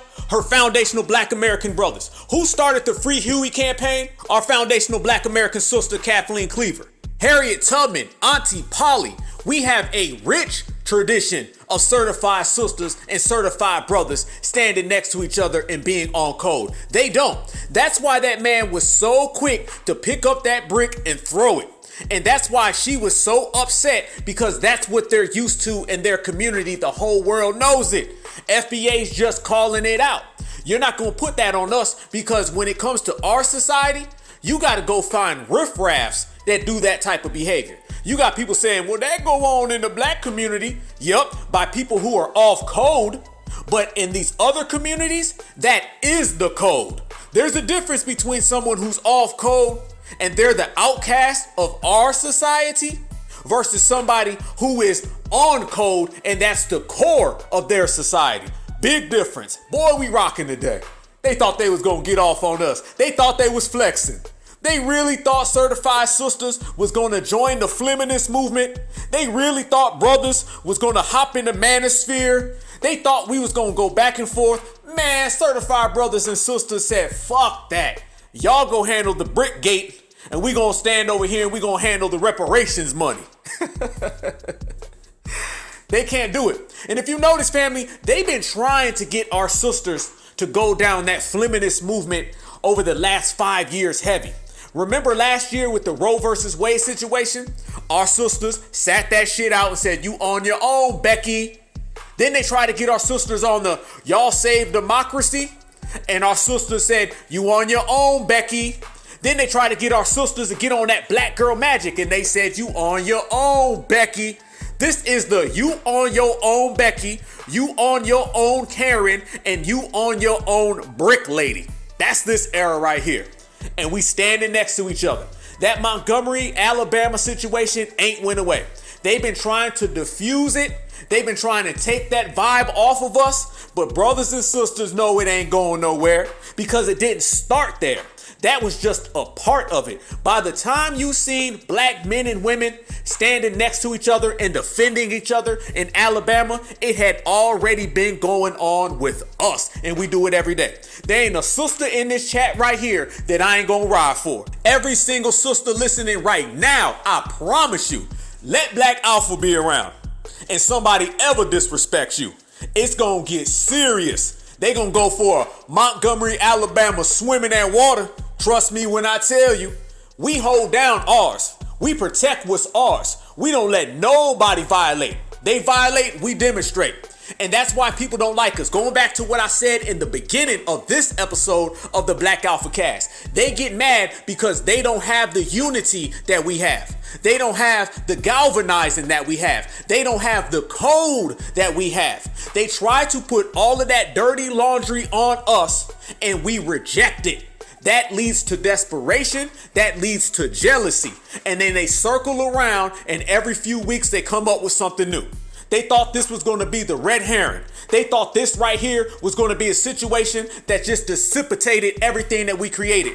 In reality, it gets us stronger. What I say, the more they get off code, the more we get on code. There's been a reverse effect in everything we do. They know that the average Black American man gonna hold down the average Black American woman, and we know the average Black American woman gonna hold down the average Black American man. We created the term brother and sister, king and queen, goddess and god. A lot of Black folks travel and they think that everybody in the diaspora uses those words. No, they don't. No, the fuck they don't. That's a Black American thing. We're the ones who call each other king and queen. We're the ones who call each other goddess and gods. These other Black folks across the planet don't do that. You will find yourself in a rude awakening waiting to hear that. People come back from the diaspora and they're shocked. They're like, damn, I thought everybody said that. Nope. You come to find out that that is foundational Black American vernacular. We hold each other down. Because once again, don't nobody love a Black American sister like a Black American man, and don't nobody love a Black American man like a Black American sister. We are all we got. Ain't no feminists, ain't no Me Too's, ain't no diaspora, and ain't no tribalism going to get in the middle of that. Keep on knocking, but you can't come in. This is FBA only. But family, do I got to go back into the receipt bag and pull out a major receipt? Do I got to show you how their man really feel about their women? Do I got to show you what we all know, how their women really get treated, and why that guy felt so comfortable harming his own woman? And how the eyewitness said, it's okay, I would sit there and do it again because she wants attention. How they have a culture of abusing women, and how foundational Black Americans have a culture of protecting women. Do I got to throw the receipts on the table? Do I got to put the facts on the line? Well, since this is the Black Alpha Network, then you know damn well that's what I'm about to do. Here's another exclusive. Listen to this African pastor speak about how abusive African men are, African relationships, and African marriages. Big facts. When you put an African marriage side by side a Western marriage, it is obvious the African marriage looks more like slavery or what I call conjugal abuse. And it's unfortunate this has not been looked into at any point in time. Already gotta freeze that. When you put an African marriage next to a Western marriage, the African marriage looks more like slavery. That's what he said. Not what we said. Proceed. And that is why it is almost impossible to point any marriage in Africa that you can say it is a good marriage or successful marriage. The ones we all mistaken for good ones in the past, we came to see that the women were just under suppression. They never had a voice. They could not express their feelings. They died with their ideas, and it was all men's affairs. Damn, he said the women have no voice, they're under suppression, they can't express their feelings. This is who Dr. Kubar told our foundational Black American women to go over and marry. This is who they're trying to blame Black American men for. This is who they're trying to put the blame jacket on us over. Ain't no damn way. Continue. Men's affairs. And that is why it is just natural for even a little boy to grow up to become a tyrant in marriage. The first reason I want us to understand in African marriage is that the men are never prepared for marriage. All preparation made around marriage is to prepare the woman for abuse or slavery. Damn, hold. All preparation for marriage is to prepare the woman for abuse and for slavery. I ain't said that. I just quoted it. I ain't make that up. I just repeated it. That's what he said from over there. Just in case you missed it the first time, let me play that one more time. All preparation made around marriage is to prepare the woman for abuse or slavery. And that's why they keep preaching different tolerance, different patience that Bible spells out to African women. So by default, an African boy is grown with the mindset that is going to put a woman in the house when he gets married. Think about that. How many receipts is it gonna be, family? How many receipts? I mean, I'm losing count. I stopped at about 230. How many receipts are we gonna drop right here on the Black Alpha Network? How many spoilers? We putting out tax returns. We making predictions. I might as well give me a goddamn crystal ball, because every single thing that we say comes true. When was the last time foundational Black Americans were wrong about anything? When we say people are ops, they're ops. When we say people are off code, they off code. When we say people are scam artists, they scamming. And when we say FBA all day, it's FBA all goddamn day. Yes, indeed. And if you look on the internet, family, it's not foundational Black American men who are condoning that person getting hit. It's actually men from Somalia. You see men from the diaspora condoning it. So it proves our point again. It's to the point now we ain't even got to get up. We could just sit back, relax, and everything we say is going to come true because they're going to prove it. Foundational Black Americans, we get it in. Look at our culture, look at theirs. How many times a year do you see a woman from over there get brutally attacked? I mean, terrible. They're throwing acid at people. I mean, all types of crazy things go on over there. It be their brothers. It be their uncles just attacking them. They don't go along with an arranged marriage and they'll just get attacked. They'll literally pull out a belt and whip them, throw rocks at them, all types of things that don't ever go on here. So hell nah, our men are powerful. We are lockstep, one unit. Look at our track record. Look what our brother's been doing. Whenever any of these nail salons or hair shops has any type of issue with a Black American woman, the brothers show up and shut that shit down. They done pulled up, walked in the store and G-checked them.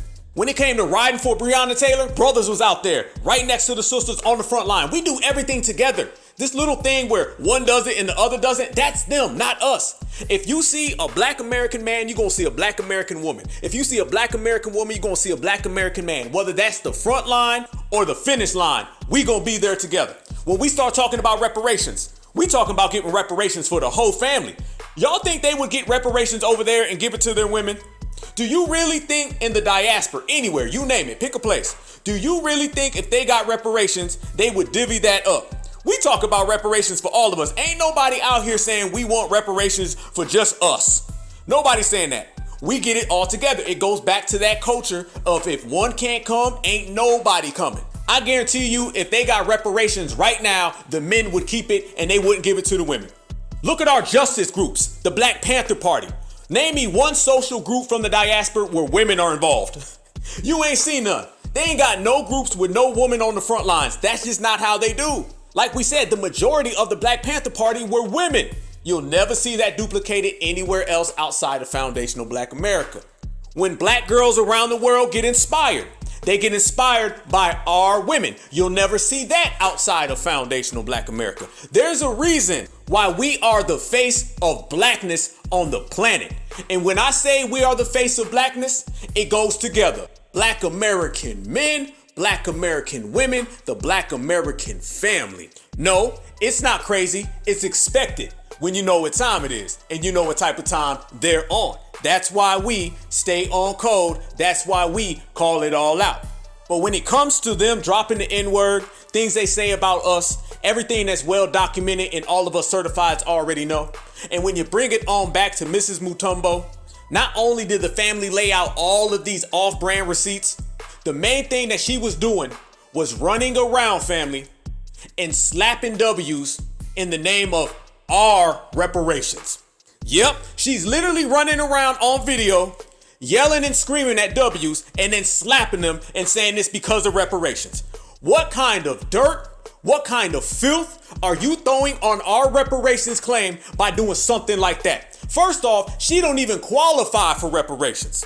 But this is what we say they do. The same way they sit in on our panels, the same way they try to show up at our events is the same exact way how she walks around on camera, on video, and is literally slapping W's saying it's because they owe us reparations. That right there is a dangerous off-code tether, and that right there is exactly who we separate and delineate from. You can get mad all you want to.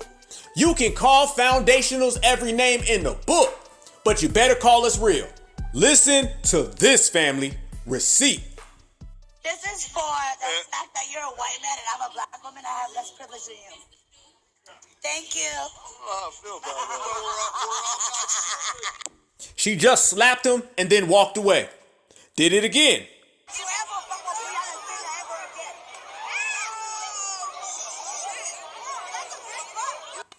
Walked up to another person, slapped him, walked away, and then started twerking. Put the video up on TikTok and hashtagged it reparations. So reparations to her is not about our lineage, not about our heritage, not about our culture, not about our ancestors, not about building this country, not about slavery, not about the debt that's owed. It's about slapping random people on TikTok and then walking away. One more time. This is for the fact that you're a white man and I'm a black woman. I have less privilege than you. Thank you. Oh, I feel bad. Thank you. Nah, you ain't getting no love from me. You do not represent our heritage. You do not represent our culture, and you damn sure don't represent our reparations. If you think that's a way that you gonna slide in and get a couple dollars from us, nope. And that is your typical off-coded, off-brand, out-of-pocket fleer who comes over here and disrespects us in our own homeland, then gets hit by somebody from her homeland, and then tries to blame us for it. What has this individual contributed to the betterment of foundational Black American society? Not a damn thing. What has this individual contributed to foundational Black American culture? Not a damn thing. So if you ain't contributed a damn thing, but you standing, twerking, tap dancing, disrespecting us in the land that our ancestors built, then I got to tell you to sit your ass down and stay down. And it was all the money grab, all the money grab. That's what I say. This is the international version of clout chasing. Now she done made a GoFundMe page, done got a couple $1,000s, cause this is what this was all about. Throw brothers under the bus, go viral, and make some money. This is the same tether behavior where you can't get it on your own, so you gotta try to get it from someone else. And mind you, look at all her pictures. She was super Somalian, all in the culture. Every last picture. It's only when she got hit did she try to become a Black American woman. A brick will make you find your blackness real fast. That's what happened. I mean, she was taking pictures, eating watermelon, looking like that big dancing Nigerian dude. It's the same thing because they got the same type of energy and the same type of vitriol towards FBA. She ain't no different. They're the same exact way. Two non-FBAs who come over here, disrespect our culture, and then want our sympathy, and you ain't gonna get it. Not from the family, not from certifieds. You don't get to disrespect FBA culture and then get FBA benefits, or then get FBA people to come help you, or then get FBA people to come around and give you a helping hand or donate to your GoFundMe. Nah, it don't work that way. You disrespect us, then you on your own. And we're all together as one, be one, certified, straight to the bank. All right now, family, peace and love, much love, one love. Y'all know how we do. We gonna line them up. We gonna pack them up and we gonna light them up. And man, did we ever today. This was a classic episode of the Black Alpha Cast, and I appreciate my whole certified foundational Black American family for tapping in. There is nothing better in the world than when we all convene, step in the same place at the same damn time, and let the whole world know that we are untouchable, unbreakable, unmatched, and stronger than ever. And we getting stronger every day because we on code, and we ain't letting nobody step to our house. We ain't tolerating no disrespect, no con games, no hustles. If you ain't familiar, then you can't come around us. You ain't got to like it, you ain't got to love it, but you got to deal with it. That's the certified way. That's the foundational Black American way. Y'all make sure y'all smash that like button. Share this video. The Black Alpha Network, home of Black excellence, voice of the people. We are in the building. I want y'all to stay good, stay safe, stay vigilant, and above everything, always remember, even when we cleaning house and setting the record straight, that black is beautiful and beautiful is always black. One love.